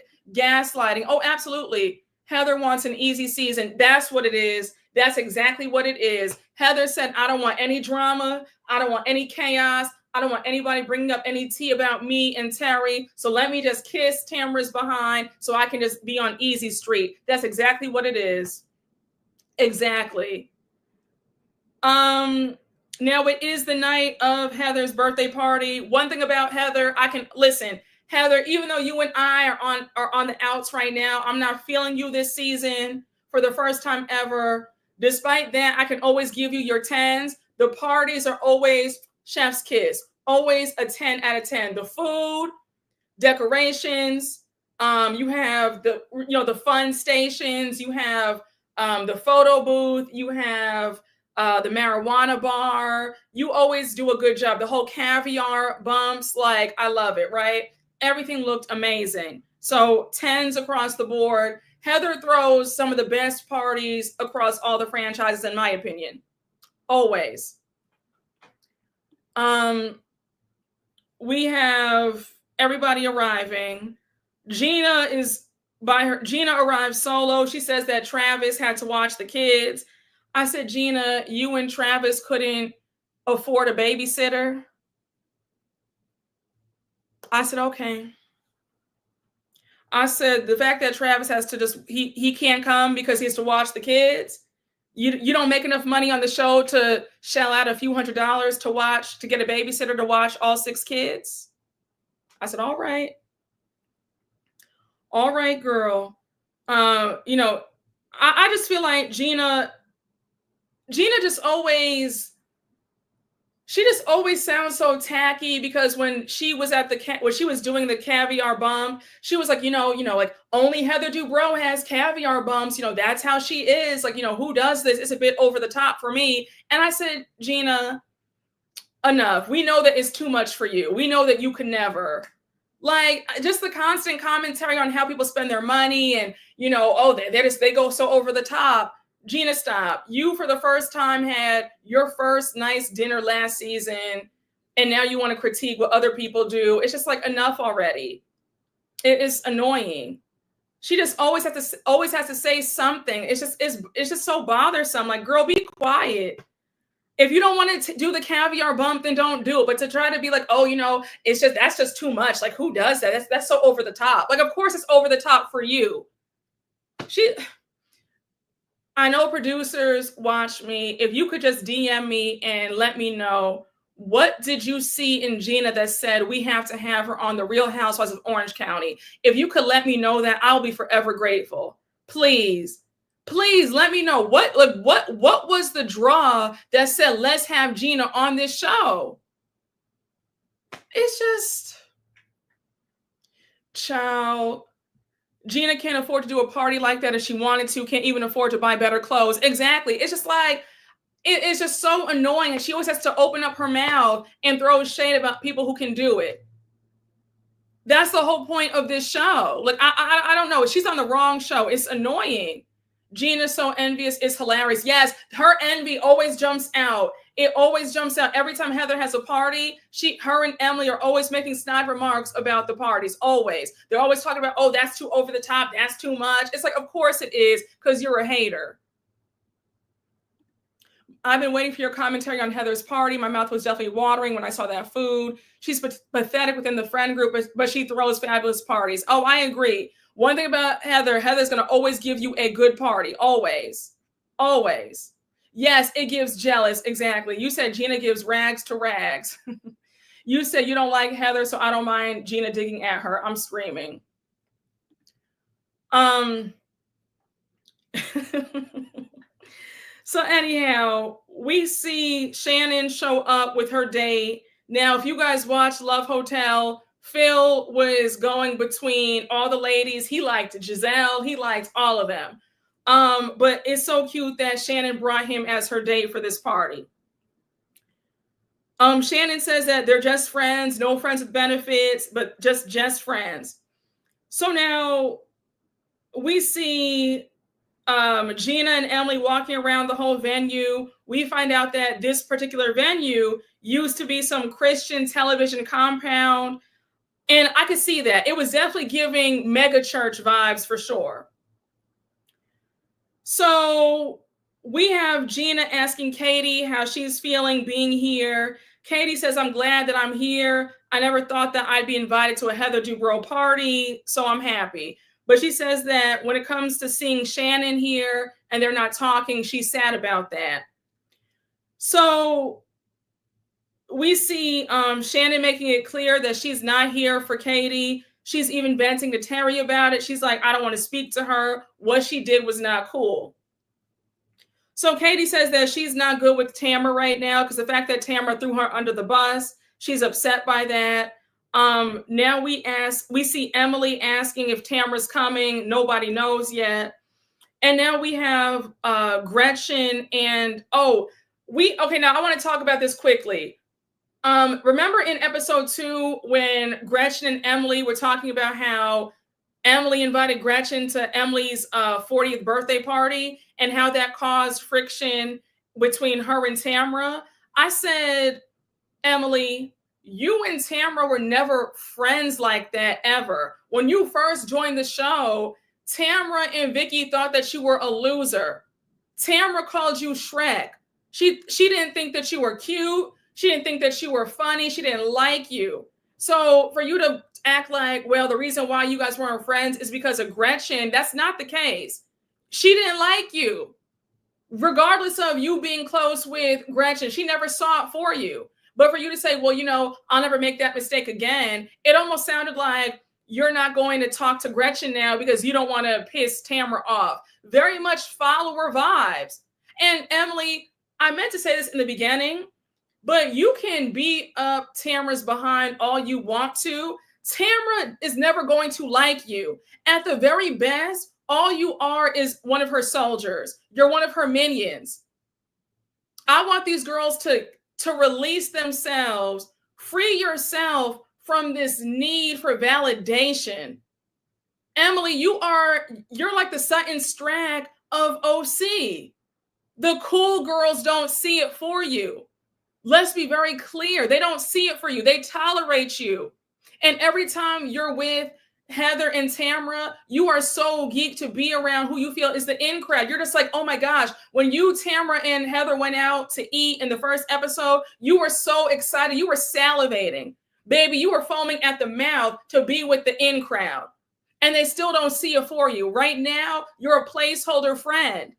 If like you're never going to be like one of the you're never going to be one of the it girls. Like I just hate to break it to you. So for you to act like, you know, you befriending Gretchen might threaten your chance with Tamra, it's really not the case. Tamra never saw it for you. She never saw it for you. Yeah, Emily is the Sutton of the OC. Emily is a follower and a loser. She is. Emily's always a follower. Another 7 seasons. Yep, 7 seasons later and no change. She's very thirsty. Emily will be mean on Tamra's behalf. Exactly. I don't see improvement or behavioral change in both Gina or Emily. Gretchen should get her orange back. I agree. I'm glad that a lot of us are on the same page there, but I just said, baby, don't blame, you know, you and Gretchen being friends or friendly with why Tamra didn't see it for you. Tamra never saw it for you. She made that clear because Gretchen wasn't even on the show when you joined the show. Gretchen had already been off the show for 5 or 6 years. You came on this show, Vicki and Tamra made fun of you every single episode. They didn't like you or Gina and still don't, quiet as it's kept, but I'm gonna leave that there. Yes, Emily wants to be Tamra. That's her problem. That part. She's not as pathetic as Sutton, though. You know, okay, fine. I'll give you that. I will give you that. She's a cut above Sutton because at least she will stick up for herself. Sutton, on the other hand, won't. I'll give you that. I will give you that. If Sutton is a 10 on the scale of pathetic and desperation, Emily is a 9.5. She's right there. She's neck and neck, but Sutton is still right here. Yeah, she's on the same train. Exactly. She's well on her way to being Sutton. Exactly. Okay. I'm screaming though. She's on the same train. She is. Yes, honey. She's on the cusp. She's on the cusp. Very much so. Yes, honey. They are neck and neck. Oh, you said Sutton is number 1 at something. Oh gosh. Yes, honey, she's on the cusp. You'll have me screaming. Now when Heather goes over to Katie to ask Katie if she's spoken to Shannon, Shannon says, yeah, I texted her. Did anybody catch how dry Heather was to Katie? I said, Heather, there was no point in you inviting Katie and her husband. You don't like Katie. And to say that you don't like Katie, you borderline, I mean, you loathe Katie. And you couldn't even try to be pleasant when you talked to her. It was very much like, oh, hey, Katie, how are you? Oh, you're here. You know, did you have some food? There's sushi over there. Like, all right, you know, did you talk to Shannon? All right, well, you should do that. I'm gonna go back to my husband and my actual friends. She was so dry. Baby, she was so dry to Katie. I said, Heather, you could have kept that. Listen, don't ever feel obligated to invite me anywhere that you don't want me to be at, because I promise you, I don't need to be anywhere where I'm not welcome. Baby, she was Sahara desert dry. Exactly. Heather had to invite Katie because of the show. You're right. Yes, you're right. You're right.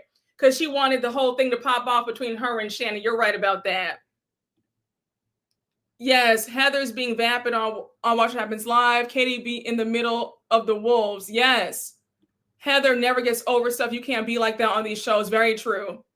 Yes, if somebody has to greet me like that at their own party, I wouldn't show up to another event. Exactly. Listen, you have one time to even pump fake like you don't want me somewhere. You will never see me again.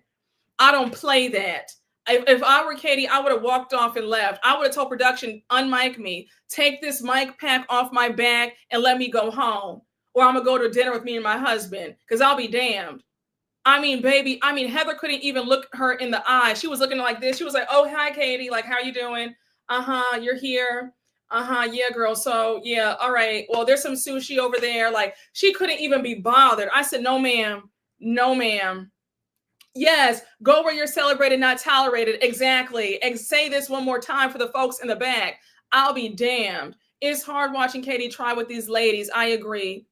Katie needs to start cursing these girls out. Yeah, I would have left.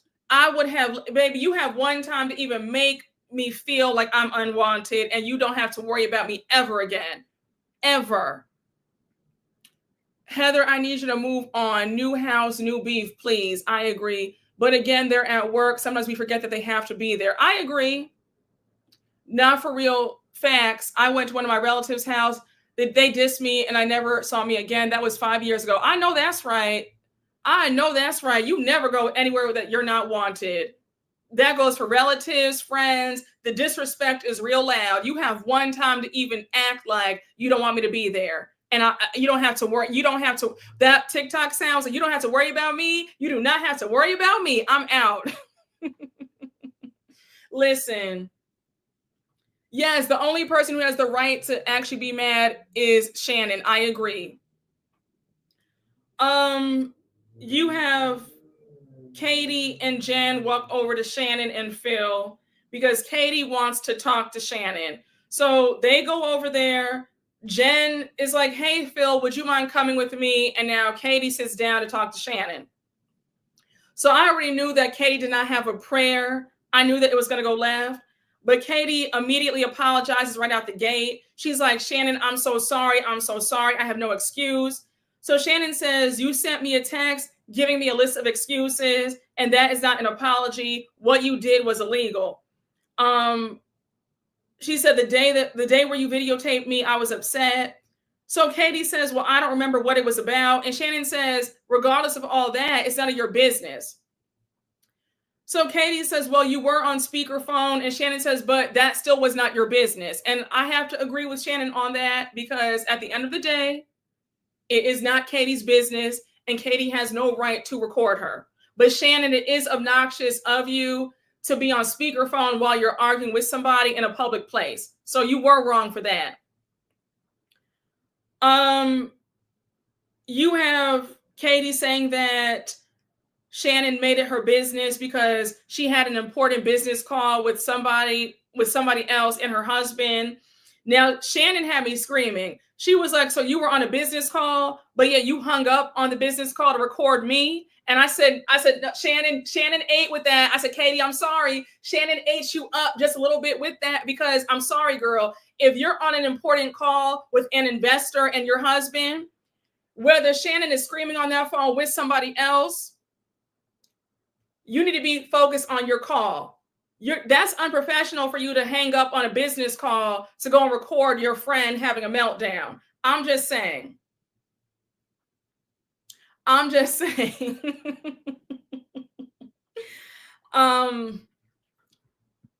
You said, how is that illegal? Were they in NYC or Cali for the photo shoot? New York is a one-party consent, so not illegal. I think they were in California for the photo shoot, if I had to guess. Reminds me of Britney recording on SLC. Cali is a two-party. Shannon yelling in the workplace, not good. I can't say I don't get why Shannon was so furious with Katie. The solution to this scenario is not to record the lady without her knowledge. I agree.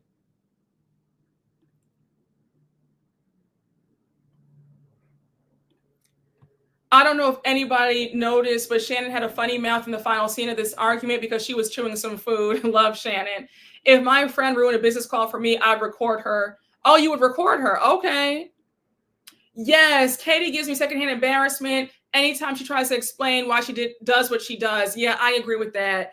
I was cringing. I said, Katie, girl, you're better off just saying I was dead ass wrong. Please forgive me, because I can accept that over some excuses. This whole I was on a phone call with an investor, it was a business call, doesn't sit right. Because earlier in the episode, you said that you were on the phone with your husband. Now, all of a sudden, it went from a phone call with Matt to now it was a business call. Like, which one is it? Katie, Katie, I'm sorry, girl, but you don't make yourself look good when you say things like that. Yeah, Katie is not prepared. Katie is awful at explaining her side. I agree. Just apologize. Nobody's perfect. I agree. Yes, whether it's illegal or not, it's weird AF to record somebody on the low, especially if you're going to go and show the ops. Say it. No, listen, I got to whack Katie because you're right. You are absolutely correct. Katie was out of line, however which way you slice it, illegal or not. Do not record me, period. That's weirdo behavior. So I understand why Shannon is mad. Shannon does have the right to be upset. We can all agree to that, right? So you have Shannon saying, nothing you say ever adds up. I've gone to the bottom of the barrel with these women and never once has anybody recorded anybody. So now Katie says, Alexis never heard it, Shannon. And we played the flashback of Heather when she was at lunch with Jen and Shannon a few days ago, saying that Alexis told her that she played it for her. Now, Katie, earlier in the episode, you told Gina when you got the scalp massages that you did overshare with Alexis, and then you even told Shannon that you even said it in your confessional that you did overshare with Alexis. So why are you going to tell Shannon I didn't overshare? I didn't tell Alexis this when you have admitted several times that you did tell Alexis this. Like, what are we talking about? Katie, again, you have an issue with lying. You have a strange relationship with the truth, and we need to get some help for that. And I feel sorry for you because there's a problem. And I want to know where does it stem from where you lie? Is it because you have some trauma in your childhood? Like, what is it? Because there's an obvious problem. Yes, why does she bother lying? She's so bad at it. She is. Katie plays harmless, but you don't need to record somebody without intention to harm. Katie is flopping hard. I agree. So Shannon says, Katie, I worry about your mental state. I'm not going to hold you. I have a few questions too, because something ain't right. Something in the milk ain't clean. Katie has a problem. The truth is not in Katie. You have Shannon saying that you were the person who sat next to me in Sonoma when I found out that there were videos about me, of me the night of my DUI. And you decided after all I had been through to record me. No apology will ever measure up to how you violated me. So then she says, I put you in the same category as John Jansen. How dare you record me? Shannon goes on to say that all the hell that I went through last year, you were in their category. Katie, when you tried to interrupt Shannon, I said, Katie, just keep your mouth shut. You aren't going to win this battle. Keep your mouth shut because you pissed Shannon off even more. So Shannon says, I'm going to be clear with you, Katie. I will never speak to you again. You are the most evil person I have ever met. You're delusional. And then she walks off and says, this girl is worse than Alexis Bellino, worse than Tamra Judge. We're done. She walks away. And now that's the end of the episode. We see a to be continued sign. So let me give you guys my final thoughts, right? Let's start backwards. Do I believe that Katie is worse than Alexis and Tamra? No. Do I believe that Katie is an evil person? No. But I do think that Katie does exhibit some weirdo behavior. There are some weirdo tendencies. We can agree to that. I think that from where I'm sitting, Katie seems like she just wants to be accepted. And because of this need to be accepted, she's trying to play for all sides. She's trying to be this one's best friend. She's over there with Alexis, with Jen. She wants to be in good with Gina and Tamra. It's just, she doesn't know whose side she wants to be on, and it's getting her in trouble. Katie, you effed up. Recording somebody without their knowledge, that was messed up. You were better off coming clean about this at the reunion, so that way Tamra could not use it against you this season. I think that things would have been a lot better had you come to Shannon face to face, woman to woman, and said, by the way, Shannon, I did this. I'm sorry. Please forgive me. Versus letting Gina and Tamra spill your tea. And now you're sitting over here backpedaling and lying about what happened, and you're making yourself look even worse. Yes, she's flipping and flopping. She really is. She's going to have to pick a side. She looks real funny in the light. I agree. Katie is lost in the limelight. She doesn't know who she is. Yes, I think that's what it really is. I think that Katie, I see a woman with low self-esteem. Even the whole story about the house, when they revealed that she was actually renting to own, and she actually did not live in Orange County. She lived in San Diego. Like, there's just a lot going on. And Katie reminds me of a few people that I've encountered in my life who have some issues with lying. And I think that Katie has an issue. I think that it's all regarding her need for acceptance. There's something wrong. And I think that Katie's a lovely person. She's a beautiful woman. But there's something wrong where she can't tell the truth. She's definitely lost. Yeah, the chick needs help. She does need help. And that's not even trying to be shady. That's not even being shady.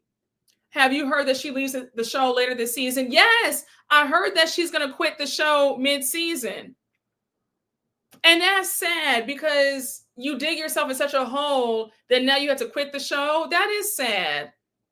But I think that when you can't win, when the group is determined to ice you out and break you down, there's no winning. So her leaving to protect her mental peace or the little bit of sanity that she has left, that might be the best decision that she's made for herself. That being said, I hope they don't stretch this out the whole season. I agree. I will say that Katie pretended to be her friend. That could be why she's worse than Alexis in her mind. Alexis did not pretend to be friends with Shannon. That's a good point.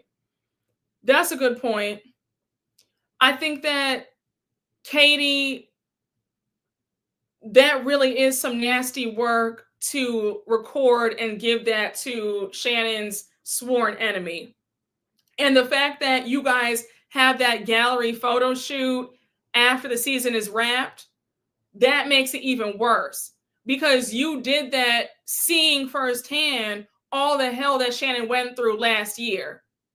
So seeing that and then to still go off to Alexis and send that to her and show her the recording, Miss Mamas, you look crazy. And I would have gone off on you too. Now, I wouldn't have said that you were just as evil as Tamra. No, I wouldn't have gone that far, but I would have cursed you out. A cursing out is warranted because how dare you? You saw how I was struggling. Shannon had to pay that man money. She was, hyperventilating. Shannon did not have a moment's peace last season. And for you to do that is really messed up. Yes, while they were in court, I agree. I wonder if when they do the lie detector test, if Katie gets caught up yet again. Oh, I see that. I think Katie's going to probably quit the show after that whole lie detector test happens. But why did Tamra wait an entire year to bring it up? Oh, because Tamra's messy. Because that's how Tamra is. But that's why you don't do dirt like that. And that's why you don't tell Tamra that you've done dirt like that. Because you're never safe with Tamra. Tamra's going to pretend, Tamra will swear to you up and down that she won't reveal your secret. And then right when you least expect it, she reveals it at the worst possible time. At the end of the day, while Tamra was petty to bring this up, and destroy Katie's time on this show, you cannot blame you. Katie should have never done what she did, period. She should have never done that. Katie seems to have an issue making and keeping friends. Absolutely. I agree. Lord, she better go on and turn in her slip lie detector test. You suspected all along that Emily was using her son's situation as a storyline. Oh, very much so. I don't feel like Emily's a sincere person at all. I think that everything with her is a stunt and a show. And I think that her husband is tired of it too. She waited for cameras. I agree. Katie better watch her step because she's losing Jen. Yep, she is. Because even Jen said, I'm sick and tired of having to fight my friends' battles. I wish that Katie would explain herself a bit better. Yeah, Jen is tired of it. And the fact that, you know, there's still a question about whether or not Jen called Katie a con artist. We still don't know the truth about that. I believe that Jen did call Katie a con artist. I do believe it. I think that Jen, she likes Katie, but she has her good eye out on her friend because she knows that her friend has a lying problem. Emily isn't interesting. Oh, she never was interesting. Katie is messy on purpose. But yeah, but it's digging her into a hole that she can't get out of. If you're going to be messy on purpose, you better be good at it. You better be willing to play the villain. You better know how to read. You better know how to shade. You better know how to stand 10 toes down in it. Because one thing about it, Miss Giselle Bryant on Potomac, Giselle will do somebody wrong and she's standing 10 toes down in her mess. She doesn't give a damn what anybody says about her. She's going to stand 10 toes down in it. And not a tear will be shed. Not a hair out of place. She is cool with being the villain. She is cool with being hated. Katie, if Katie wants to be on her villain era, she better know how to stand 10 toes down in it like the way Giselle does, the way Tamra does. Because Katie's not equipped, Katie's not equipped to be this messy if she can't handle it, in my opinion. If we're being fair, Giselle leans into the whole villain era stuff. She is a villain through and through. And she is a perfect villain because she is not rattled by what the viewers think. She could give a damn about what her cast members think. She is unbothered. And she signs up to be the villain time and time again. And Katie, if you're gonna commit to being the villain, commit to it all the way, or don't do it. Yeah, you got to stand on it and stand in it. Katie's giving Shamia vibes. Yes, very much so. I agree with that. Kenya's a good example of being consistently herself, even being in the villain route. I agree. You said she can't do villain. She's not that. Yep, wrong road. I agree. What Katie did is kind of messed up, but since it's Emily, Gina, and Shannon, I really couldn't give a damn. Well, okay, when it comes to Katie versus Emily, I don't feel any ways about what Katie did, because Emily was low down to reach into her bag and out Katie about that whole custody stuff that happened to her at the reunion.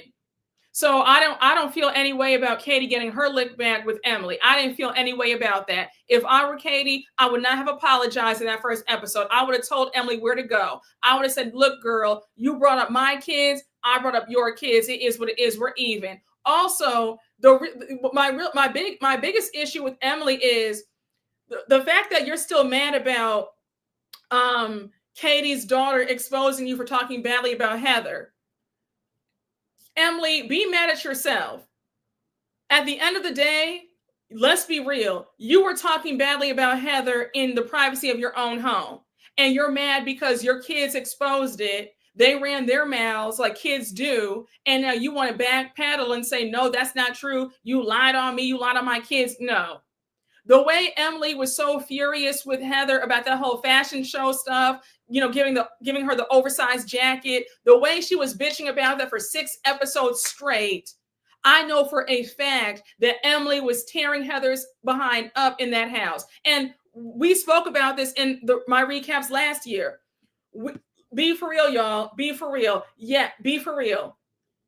We all know when we were kids, if your mom got into it with one of her friends or a sibling or whatever, don't act like your mom was not talking badly about said person. And you knew if you were eavesdropping at the door, your mom would say, what I said stays in this house. You better not repeat it. You keep your mouth shut. And you knew to keep your mouth shut. But you knew you heard your mom in there gossiping, getting whatever she had to get off of her chest. Don't act like that doesn't happen. Don't act like if somebody's not pissed you off in the privacy of your own home, you don't go in on the person. Listen, all you perfect patties out there, if you don't, great. But for the rest of us, if one of your friends or whoever pisses you off badly, you get on that phone with your mom or whoever. If you have kids, you let your kids know you might hear something. All my parents, I'm not a parent yet, but all my parents, let me know in the chat. I'm sure that you've had conversations about relatives. They pissed you off. You were talking badly about them and you told your kids, keep your mouth shut. You don't say a word about what you're hearing. And that's what Emily did in that house. And she's mad that her kids exposed her. Okay. Yes. Kids wouldn't lie about that, by the way. That's so true. My mom would have killed us if we opened our mouths. Yes. We wanted that tea and we kept it silent too. Okay. Everybody's playing dumb with that. And that's why it's annoying that Andy let the whole thing slide, because let's be so for real. If I had hosted that reunion, I would have said, no, Emily, you don't have to lie to me. We all know how it goes. You were talking badly about Heather. The boys heard it. You obviously did not tell your boys to keep their mouths shut. They told Katie's daughter. She ran her mouth too. And here we are. Don't act in the privacy of your own home. You have kitchen table talk. Shout out to Kampai. We all know what kitchen table talk is. You say things that you wouldn't say in public. Let's be for real. Let's have real conversation today on this Sunday. Okay? And don't let somebody piss you off. It doesn't mean that you don't love the person, but sometimes you just have to vent. Okay, yes, the talking through your teeth talk. Yes, your mom would talk through gritted teeth and say, you better not say a word about what you just heard. Okay, stop. All right. Yep, Heather tried it talking about, Andy, your kids are too little. You'll understand. Okay, please. I said, stop playing with me. All right. Okay, listen, you're not going to sit up here and play dumb. Emily, we all know Emily was pissed. Emily was livid with Heather. We know that she was calling Heather all sorts of names in that house, and the boys heard it. And let's not forget that Emily and Heather were not always besties. Emily couldn't stand Heather when Heather came back onto the show. She banded against Heather, and she was on Tamra's side. She was against Heather and banded with Tamra and Gina to give her a hard time in season 17. Remember that? So you want me to believe that Emily never spoke badly about Heather? Remember how Emily kept going on and on the season before about how Heather thought she was better than everybody, how she was pretentious. She thought that her time was more important than everybody else's. Emily always had it out for Heather. So please, you're not going to have me to believe that Emily did not speak badly about Heather. She absolutely did. So stop. It's very annoying. Yes, Emily is very hateful in the confessionals towards Heather. Exactly. Yes, Emily hates Heather anyway. She went in. She did. Emily does not like Heather. I don't care. Envious. Oh, yes, I always thought that Emily was envious of Heather. Always, always, always. That's apparent. That whole talk about, oh, you think you're better than me? When somebody says that, that means they're very jealous of you. Because how do you know what somebody thinks how do you know somebody thinks that? That's projection. That's nothing but projection and jealousy to say that. Yeah, Emily does not like Heather, so you're not going to convince me that she was not saying anything bad about Heather in that house. She was.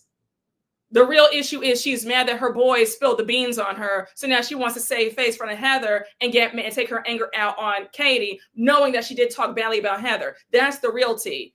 And Emily, you better hope that I never host a reunion, because the day that I do, you know what, at BravoCon, if I catch you at BravoCon, I'm bringing this whole thing up, and I'm gonna call you out and say, girl, why are you sitting up there lying? You know you were talking badly about Heather. So I've always had your number, Emily, always. And if you're watching this, if you're lurking and you're watching this, just know, I know that you were talking poorly about Heather in your home. So stop. Okay.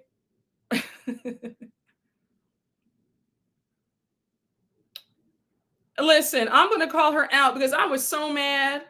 I just said, that's the real reason why Emily is angry at Katie, because she's caught. Yes, I will be at BravoCon this year. Yep, the real tea. That's the real tea. That is the real tea. Emily is scared of having beef with Heather. That's it, and that's all. That's why she's going overboard with Katie. And Heather knows deep down in her soul that Emily was talking poorly about her in front of her kids. Yup, Emily is a hater. She always wanted to be a part of the cool girls. She was waiting for Katie to slip up so she can go, yup. You know she was talking ish about Heather. Oh, she was. I know that for a fact. Do you think Katie will be there? Well, if she quit the show, probably not. I don't know. I don't think Katie will be there if she quit the show. Or if she is there, then I'm sure that she probably paid for her own way there. They didn't pay for her.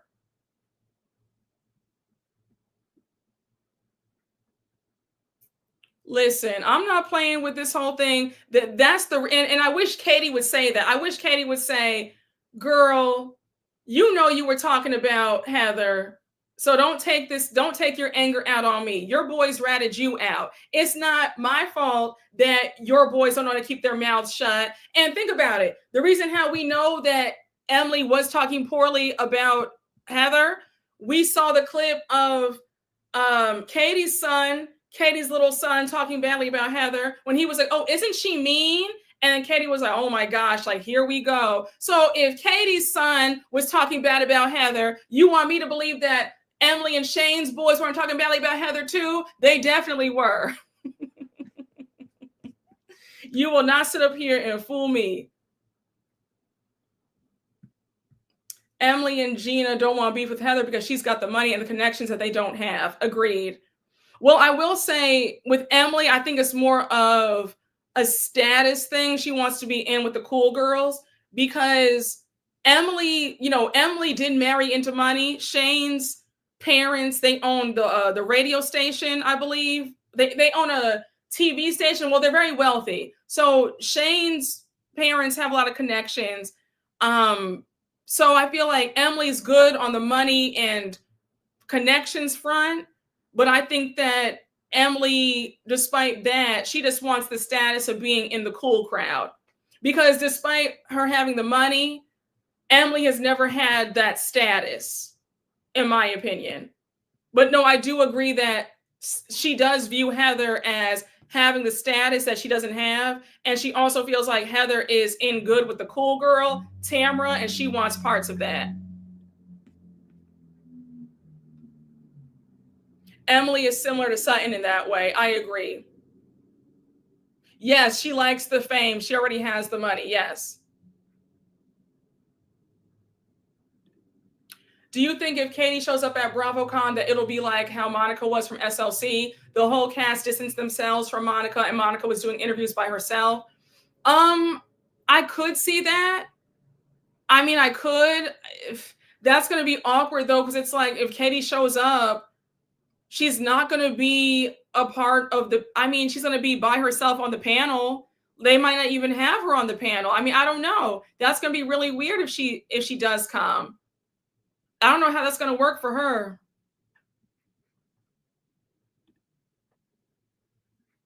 And Emily with low self-esteem trampling on Katie with low self-esteem. Agreed.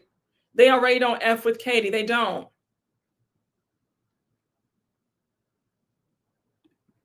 I just wonder if Katie has already dug her hole too deep. Once you're a liar from your first season, how can any of us believe anything that she says? You have to wait a few seasons to start lying. I agree. I think that Katie, if Katie did quit the show halfway into the season, then yeah, she dug the hole way too deep. Way too deep. Brooke, what will you tell Julia on BravoCon at BravoCon?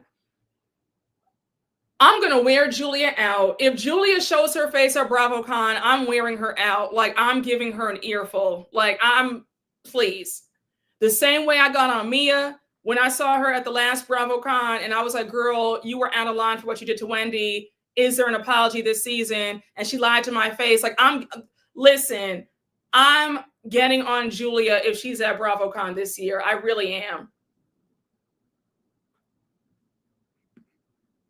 Yeah, oh yeah, if Julia shows up for that Miami panel, she's absolutely getting booed. The same, yeah, oh, she's getting booed for sure. For sure. And I won't be surprised if she skips out like a coward because she knows what's coming for her with all the backlash. Oh, you said ask Julia where the facelift is. I'm done. I am screaming. If we have a full cast of liars over on RHOA, then Katie can stay. Please wear Julia out at BravoCon. Listen, I really think that I could see Julia skipping out at BravoCon. I won't be, if she skips out, then I know that she's a true coward because she knew that everybody's going to get on her for what she did this season. Julia is on Real Housewives of Miami. I think Katie will be alone in the after show. Oh yeah, I can see that. You said also Reed Martinez 94-year-old behind as well for me, Brooke. I got you. Oh gosh. You said Julia needs a big refund on that facelift. I said, listen, I said, is the facelift in the room with us? Because I don't see it at all. I don't see any change at all. I don't see any refreshment. They must have given her a free facelift. That must have been on the house. That must have, I mean, that must have been for a favor. I'll give you some promo. We'll give you a free facelift because I don't see any lifting of the face. You said she left the facelift in Paris. Oh gosh. Baby, I did not listen. I didn't see.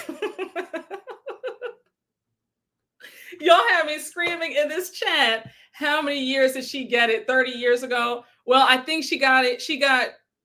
This was her second facelift, I believe. Her second one that she got last year before this season started. She got it in Paris. But I don't know who the surgeon was because I don't see any lifting.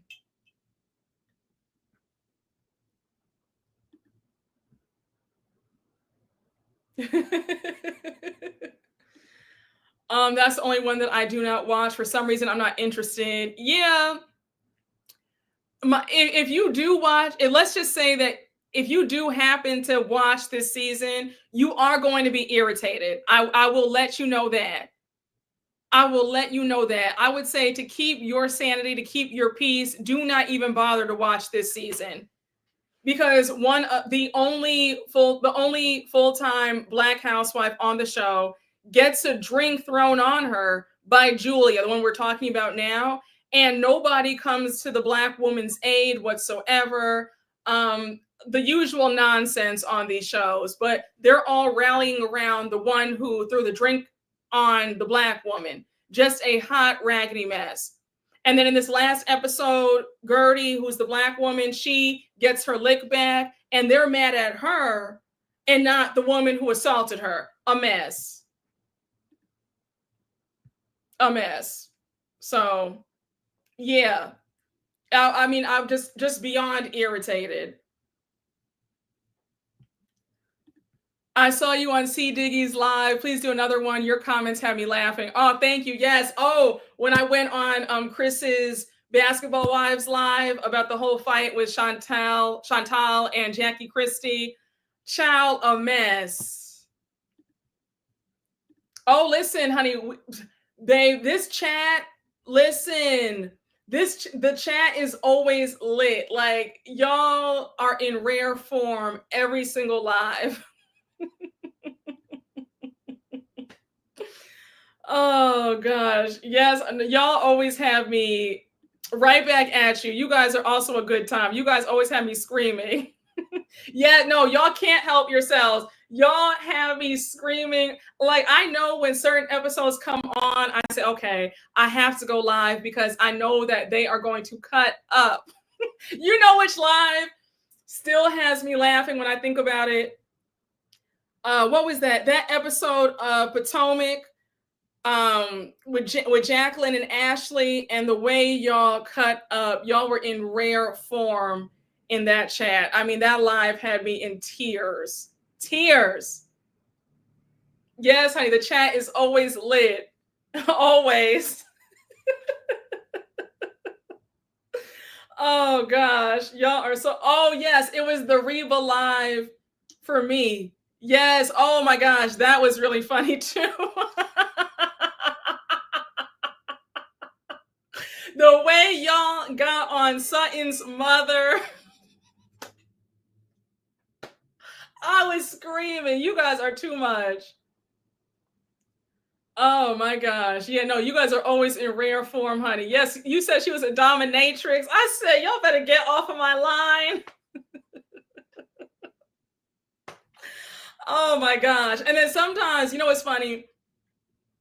It's crazy because y'all will cut up in this chat so bad that when the other subscribers who watch the replay, they'll get mad at me over what y'all are saying in the chat. I'm like, how does that work? I can't control grown people. Everybody in this chat is grown, right? Y'all are all over 18, correct? We are all good and grown. We are all good and grown. And I be catching flag for what y'all say. I said, that's a hot mess. I said, ain't that a mess? Y'all be getting me in trouble. A mess. I'm like, what did I do? I didn't even do anything. I said, child, a mess, honey. Oh, goodness. The live we did talking about friends was one of my favorites because we got deep, but also had plenty of laughs. Oh yes, we always have a good time talking about friendship, relationships, men. The live that we did talking about the throat spray lady and the lady who moved that man into her house after the Chili's date. That was those are one of my favorites. Those both had me on the floor. Those were so funny. I mean, I knew you guys were going to be in rare form for that. I mean, y'all had me in stitches. Stitches. Child. Yes, that was this year. Honey, time is flying. That was like in January. That was like early this year. Yeah. Oh my gosh. Yes. That live that I did about the woman who moved the man in, that was like in February or March live. And the throat spray live was really funny. Like, y'all cut up so bad with that. Oh, not you bringing up that. What happened to the guy sleeping with his mother's boyfriend? Oh yeah, one of y'all came in with some crazy story about sleeping with your mom's boyfriend or your aunt's boyfriend. I said, oh my gosh. I said, this is not Jerry Springer. Please take this outside. Oh gosh. Oh gosh, y'all. Y'all have me screaming so hard in here. But yeah, we always have a good time with these lives. Always, always, always. No, I think you guys were in here. You were in the chat for that. You were in the chat. You were in the chat for this too when that happened. You were the one, you were egging it on saying, oh, let's hear the story. I said, oh my good. I said, y'all, this is too much. This is too much. I said, what have I gotten myself into? Oh gosh. Y'all had me screaming.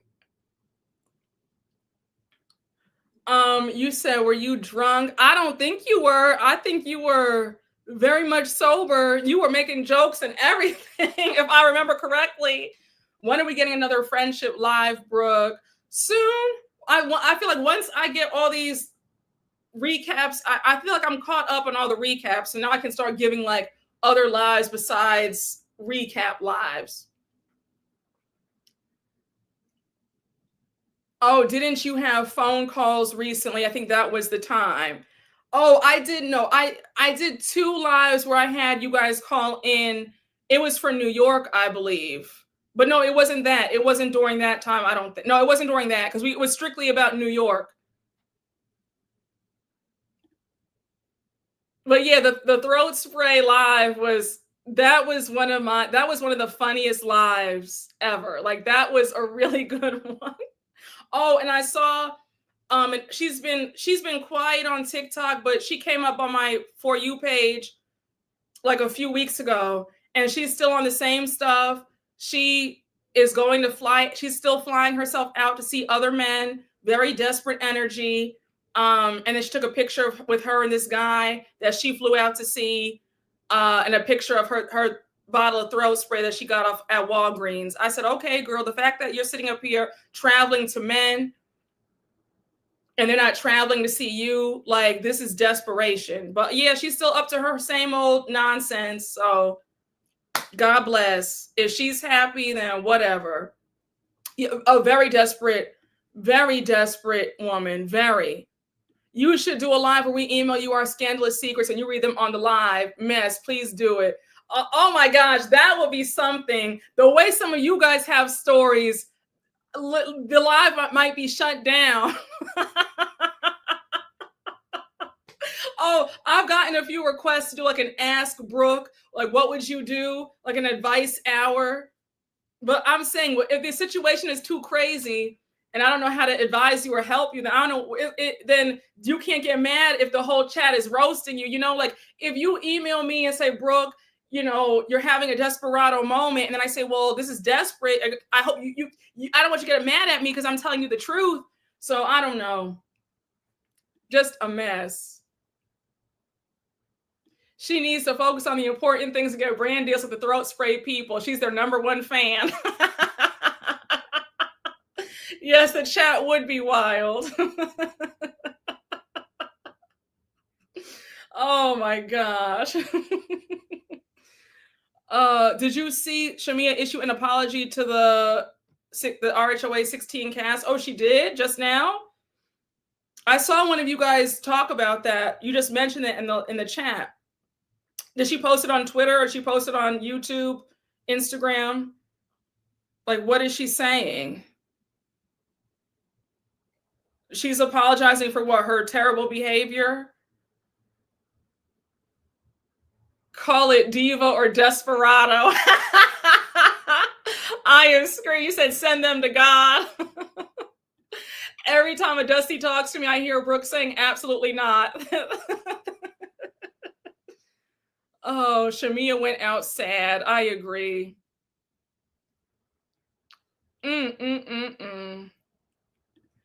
Brooke, maybe a live where you give callers pep talks, tell the people what we need to hear in our moment of need. All right, listen, you know, my thing is this. My only thing about that is I'm not trying to fight with anybody if I give you some advice that you just don't want to hear. You know, like if you come on, like I'd have to say, listen, before I give you my answer on this, you have to promise not to get upset. Because some folks get upset when you give them good advice. So that's my only trepidation with that. Because if you call in with some mess, if you call me up saying that you moved a man in, you gave a man money, you already know what I'm going to say. You already know what I'm going to call you. You already know the word that I'm going to call you. So if you call in with that, you have to promise me that you won't get mad at me if I give you some real sisterly advice that you need to hear. You know? I don't know. I'm screaming. You said, let them be mad. Wait, who said this? Let them be mad. They called you. I don't know what these callers will say when the time comes. Exactly. Oh, gosh. Brooke, when I'm reading someone and I ask them a question, I now say, I'll wait. I'm screaming. Oh gosh, I see you, Brooke. You got to spill your tea too. I'm not spilling anything. See? Oh gosh. You should have a warning sign that says not for the sensitives. Yeah. I don't know. We'll see. We'll see. Because listen, you guys are hyping me up now, and then you'll be the first ones upset with me if this, so I'm taking it with a grain of salt, you know? You know what I'm saying? So I don't know. Listen, we'll think about it. We'll think about it because I don't know. Lord knows what you guys might call up and say. You might say, "Hey, Brooke, what should I do?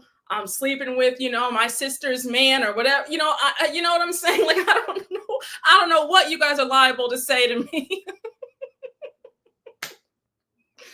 Oh gosh. Oh yes, I saw that. Katie Ross from Potomac got married to an older white man. I hope he's rich. Yeah, I hope he's rich too, because Katie's been struggling for a long time. Katie was struggling when she was on the show. That I saw right through Katie and those $40 dresses from Rent the Runway when she first came on. I knew that Katie was putting on for the cameras. Katie was in that man's house with her 3 babies for 3 hots and a cot. It's no shade, but I knew that Katie did not have the money that she claimed when she was on the show. And it's gotten significantly worse since being off the show. Katie has had a lot of financial issues. So I hope for her sake he has some money. Oh yeah, I saw that. That man was a friend of her father's. I saw that. Oh goodness. If these callers said something absolutely crazy, imagine if you said, "Let me just whack you real quick." Oh my gosh. What if you took letters and read them on live, like listener letters? That way they have to sit and listen. I mean, that's not a bad idea. I'll say this. If I happen to get some letters or whatever, I might have a little section on a live where I say, "Okay, guys, the end of this live, we'll do a Ask Brooke. I got this, in my email. What do you think? What's the advice?" Yes, I think her living in that little house on the prairies without AC was not a choice. She was hurting financially. Oh, absolutely. Absolutely. I believe that. And remember, if you guys don't remember, there was a whole Washington Post article that came out about how her and her mother were allegedly scamming from the charity they were doing. They were doing a charity with, I think, the Boys and Girls Club or whatever. I forgot exactly what it was, but the charity that they were a part of never raised the funds to help anybody. I think they only raised 30 grand, and they still can't find out. They still don't know where the money went. And they're saying that the money went into her and her mom's pockets. But yeah, Katie never gave rich. You could tell that Katie was living pillar to post when she first came on the show. And that season, when she came back on as a friend of season 4, and she was living with that younger guy in that farm, that was it was money issues.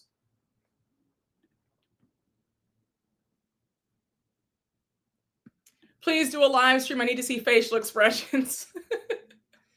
Yes, kids are with the dad and his new wife. Yep. I feel so bad about that. Her ex-husband has really made her life hell. And he wasn't even giving her adequate child support when she did have custody of the children. And then when she lost custody, she got nothing. She's been hurting for a really long time financially. Washington Post wrote about them and not the others. Yeah, read up on it. It's like a 2-page article about her and her mom and the charity that never really came to be, and how there was, just a mess. Yes, the charity she tried to get Robin and Giselle to help her with, that was a flop. scamming. Katie's mom cut her off from her dad's fortune. I remember hearing about that, but I'm not going to hold you. When she showed remember the episode where her mom was in one of the episodes? Her mom didn't give me wealthy woman. Are we sure that the dad still had a fortune left? Like you get where I'm coming from? Are you picking up what I'm putting down? I don't think that the dad, I don't know if the dad had that much money left, because I'm telling you, Katie and her mom did not look like rich folks. Yes, they had exaggerated how prestigious that charity was. They did. And the Washington Post article exposed all of it, that it was a fraud. It was fraudulent. Brooke, every time I find myself mentally whacking folks all the time, thank you. I'm screaming. But yeah, I just I hope that she's doing better now. And remember how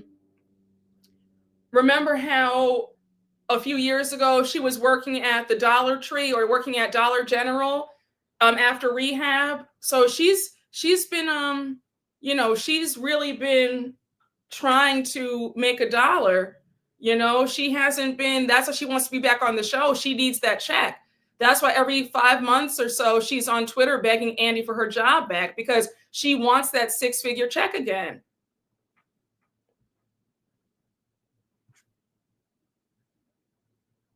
Yes, did he have a fortune? Because the mom never gave that either. That's what I'm saying. That's we're right here. Yes, that's what Katie said, but you might be right, Brooke. Her mother did not give established coin at all. She didn't. She did not. She did not. I think that Katie lied when she was on the show about her, her status and all that stuff. When she said that, she's a ball and gala girl and all this.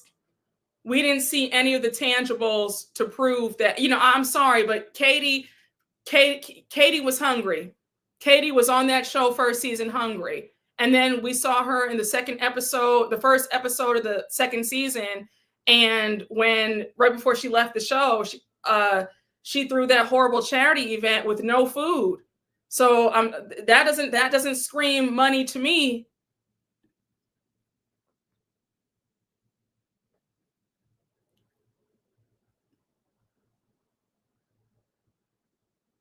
I'm glad I didn't see that mess.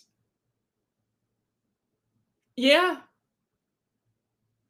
And I feel bad for Katie. Yeah, someone said that Katie is the Sheree of Potomac, but Sheree does live in a nice house. Yeah, listen, Sheree has a few dollars. She's got a few dollars, it seems, but Katie's been hurting for a long. Katie was hurting before she came on the show. Remember how she was so eager to move herself and the babies into her boyfriend's home? And then when he broke up with her, he left her at a bus stop. She had to take the bus to the reunion. So yeah, Katie's money has been funny for a long time.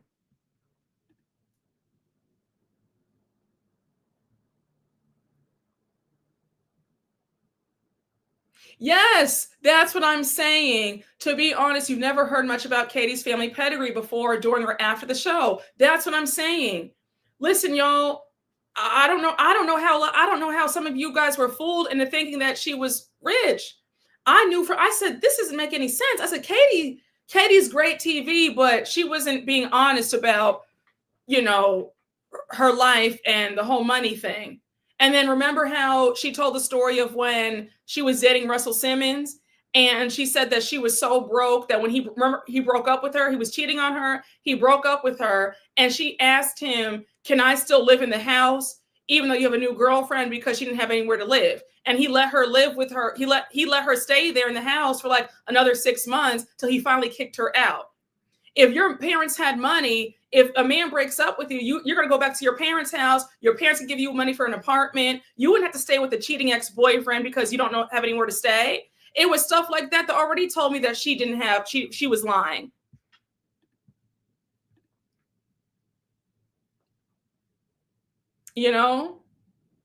Remember how she took the bus? She said it. She and the boyfriend Andrew broke up before the reunion, season 1. And she said that he was driving her to New York, And then he got mad at her. He kicked her out the car, and she had to take the bus. She took the mega bus to New York for the reunion.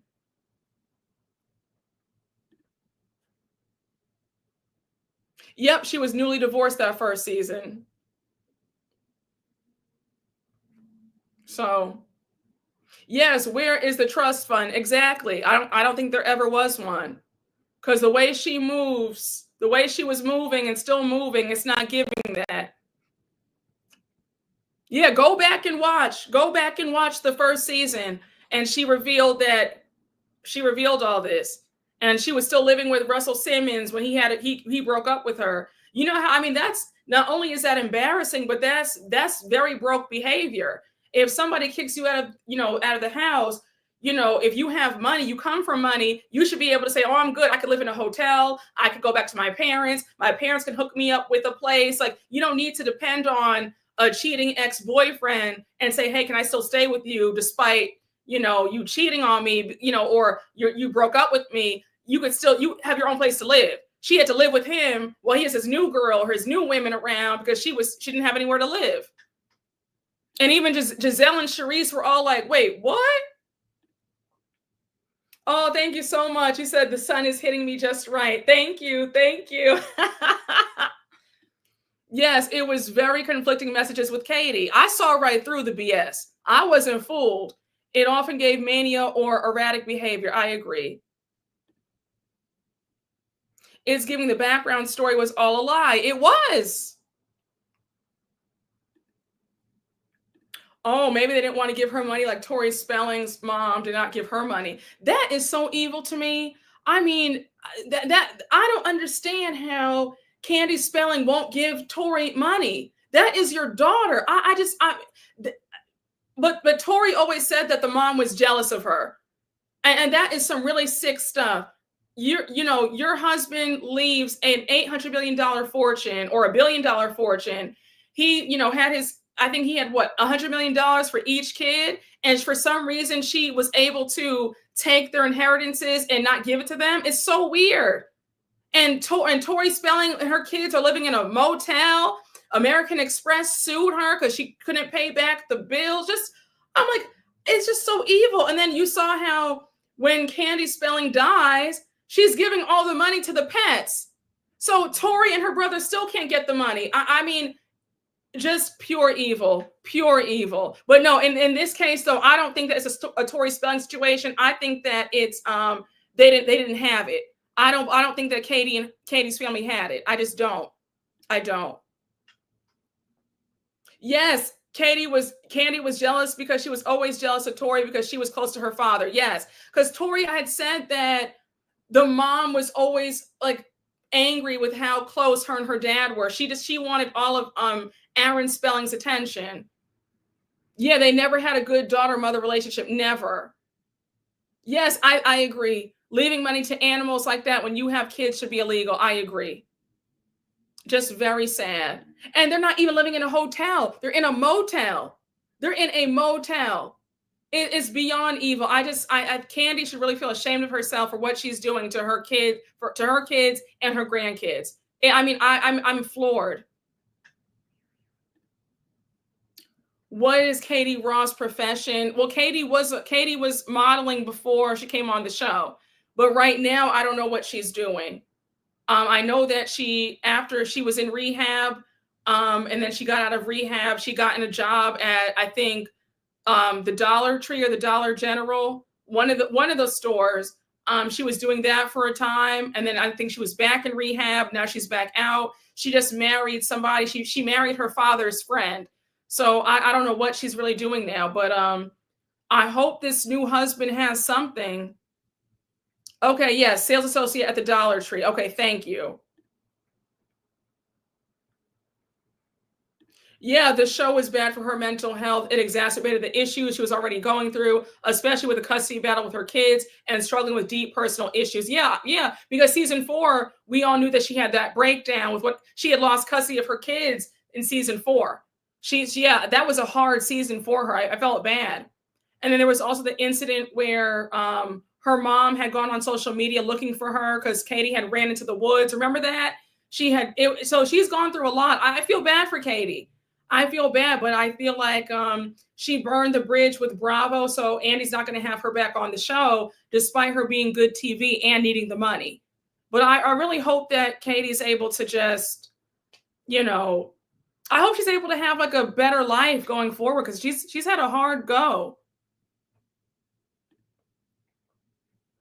Well, yeah, one of my subscribers in the chat just said that she's still her ex-husband has full custody of the kids with his new wife. So yeah, she still doesn't have custody of them. I feel horrible.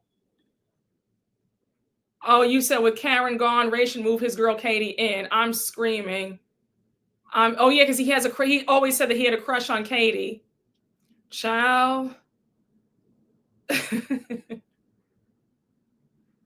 I swear there needs to be some kind of union for the housewives. Yeah, I think there should be some like pension fund for if you're on the show for like 5 seasons or more, there should be something. Yeah, no, Katie's been going through it. Yeah, Katie's not fit for housewives. She needs to get her self-esteem back. Yeah, no, she needs to get everything back in order. She has a lot going on. She really does. She really does. But I know that she wants to be back on the show because a few months ago she was on she was ranting about how she wants to be back on the show, and she said, Andy, I'll do anything. Please let me go back on the show. I need the money. She said that, and he paid her dust. He didn't respond back to her, nothing. I said, wow, this is sad. This is very sad.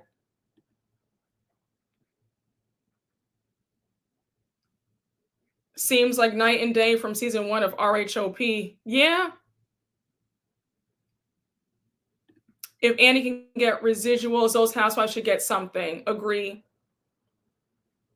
So Tamra can act a fool for lots of seasons. Mia can throw drinks as well as Julia. Make it make sense to me. I agree, but I think that with Katie, they're nervous that her mental stability isn't up to par, because she had a mental breakdown in season 4, which led to her being off the show again. So I think that they're worried about that. I think they feel like Tamra and Mia and Julia are able to withstand being on reality TV, but they think that Katie probably isn't strong enough. And then Katie had made some comments about the network during that time. So I think a combination of that with her saying disparaging things about the network, Andy said, you know what, I'm going to wash my hands of her. We're done. Katie's definitely a liability. Yeah, that's how they feel. No, I think that Andy's holding that grudge the way he is with Nene, because she said some disparaging things about the network. So I think he's thinking, you know what, I'm done with her. Like, she'll never be on this show collecting a check ever again. Yeah, Bravo does not want that liability.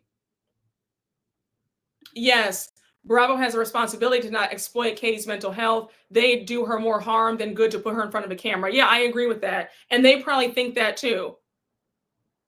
And then you know how Andy is. Andy, he doesn't take kindly to you talking about him or the network. So with all that on top of her saying stuff, he's like, you know what, we're good. Yeah, Andy's not a forgiving person. So he's like, you know what, we're done here. Karen's supposed to be out of jail in November, right? Doesn't she get out in November? So she has a few months left.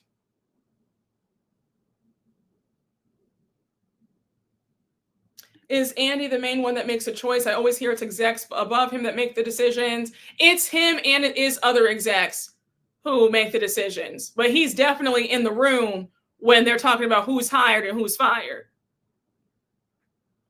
Yeah, I heard November of this year that she's out. I think Karen needs to serve her full sentence. I agree.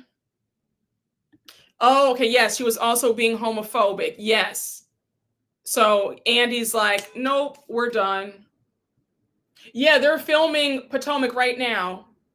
They are filming Potomac right now as we speak. Do you think they'll film some scenes with Karen when she gets out and adds it to the end of season 10 and add it to the end of season 10? Oh, I could see that. I could see that. I could see them filming Giselle and Ashley going to jail. Um, yeah, I could see that. I could definitely see that. I think that they're going to want to see they're going to want to have the viewer see some part of Karen. I do believe that.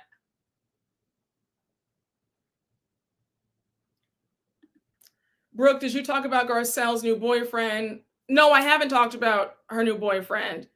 I'm happy to see it. I'm happy to see it. Garcelle, he's the CEO of Goodwill. So you know he has a nice coin. But yeah, good for Garcelle. Good for Garcelle. But I think it's funny that she finally gets a boyfriend when she's off the show. The whole time she was on the show, there wasn't a man in sight. Now all of a sudden she's off.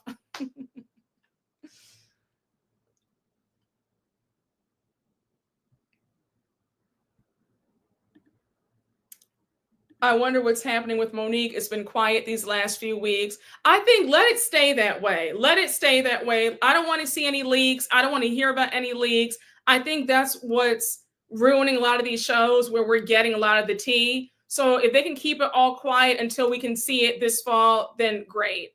I saw that a fan did take a video. They're in Colorado for a cast trip. They're staying at the Four Seasons there, and Monique was with them. So it looks like Monique is a big part of the season. Yeah, I hate leaks too. I hate when all the drama is off camera. Garcelle was never going to give that show her full life. Do you think Karen could make it to the RHOP reunion? Maybe. Yeah, because the reunion will be next March, next April. So yeah, I think that we could possibly see a Karen appearance at the reunion because she'll be out of jail then.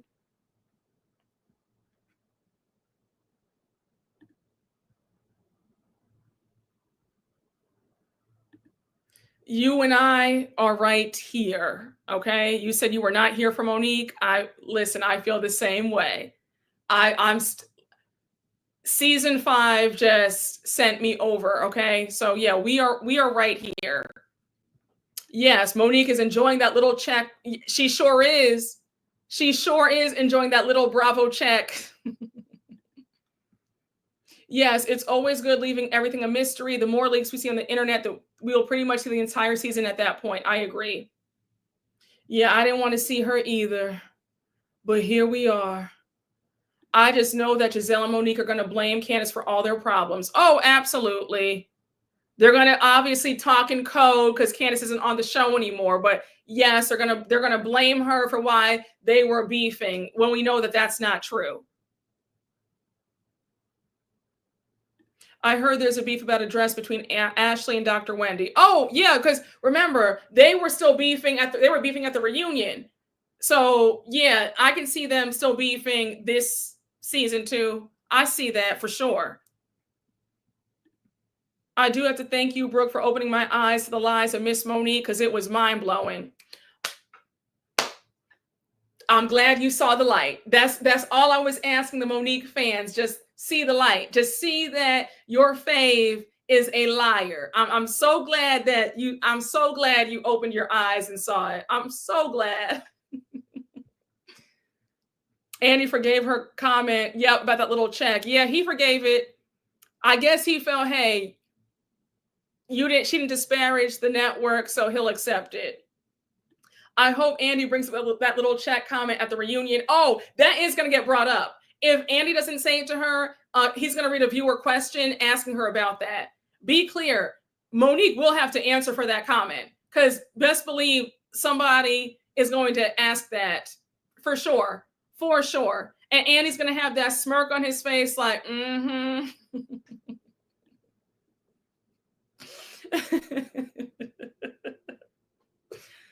Yes, you called it too, that Ashley's going to go at it with Wendy. Yup. That was going to start a storyline for her afterwards because she has nothing going on. Yeah, that's why I was so mad that Wendy kept that whole beef going with her. And then Wendy talking about Ashley to the blogs. I was just like, Wendy, don't pay her any mind. Had Wendy just paid her dues, Ashley might not be like I'm just so annoyed. Wendy gave Ashley a brand new storyline now. You know how happy Ashley is that she actually has a storyline? I'm just like, Wendy, love you, but yeah, I would have paid Ashley dust. I would not have fed into this beef because Ashley went all over saying, "Oh, I don't know what Wendy's problem is," and whatever. I'm like, oh my gosh, now that's going to be Ashley's entire storyline all season long.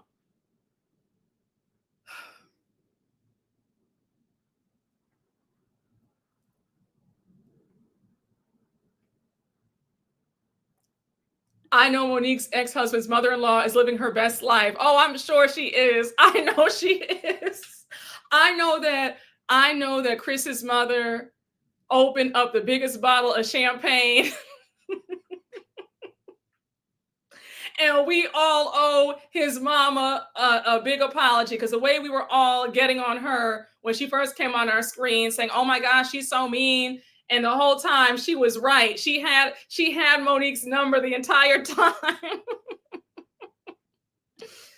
Oh gosh. You said big mobile hive, stand up. I'm screaming. Ashley is the original Emily and Gina. Why are you still here? Yes. Calling her all types of heifers. Yes.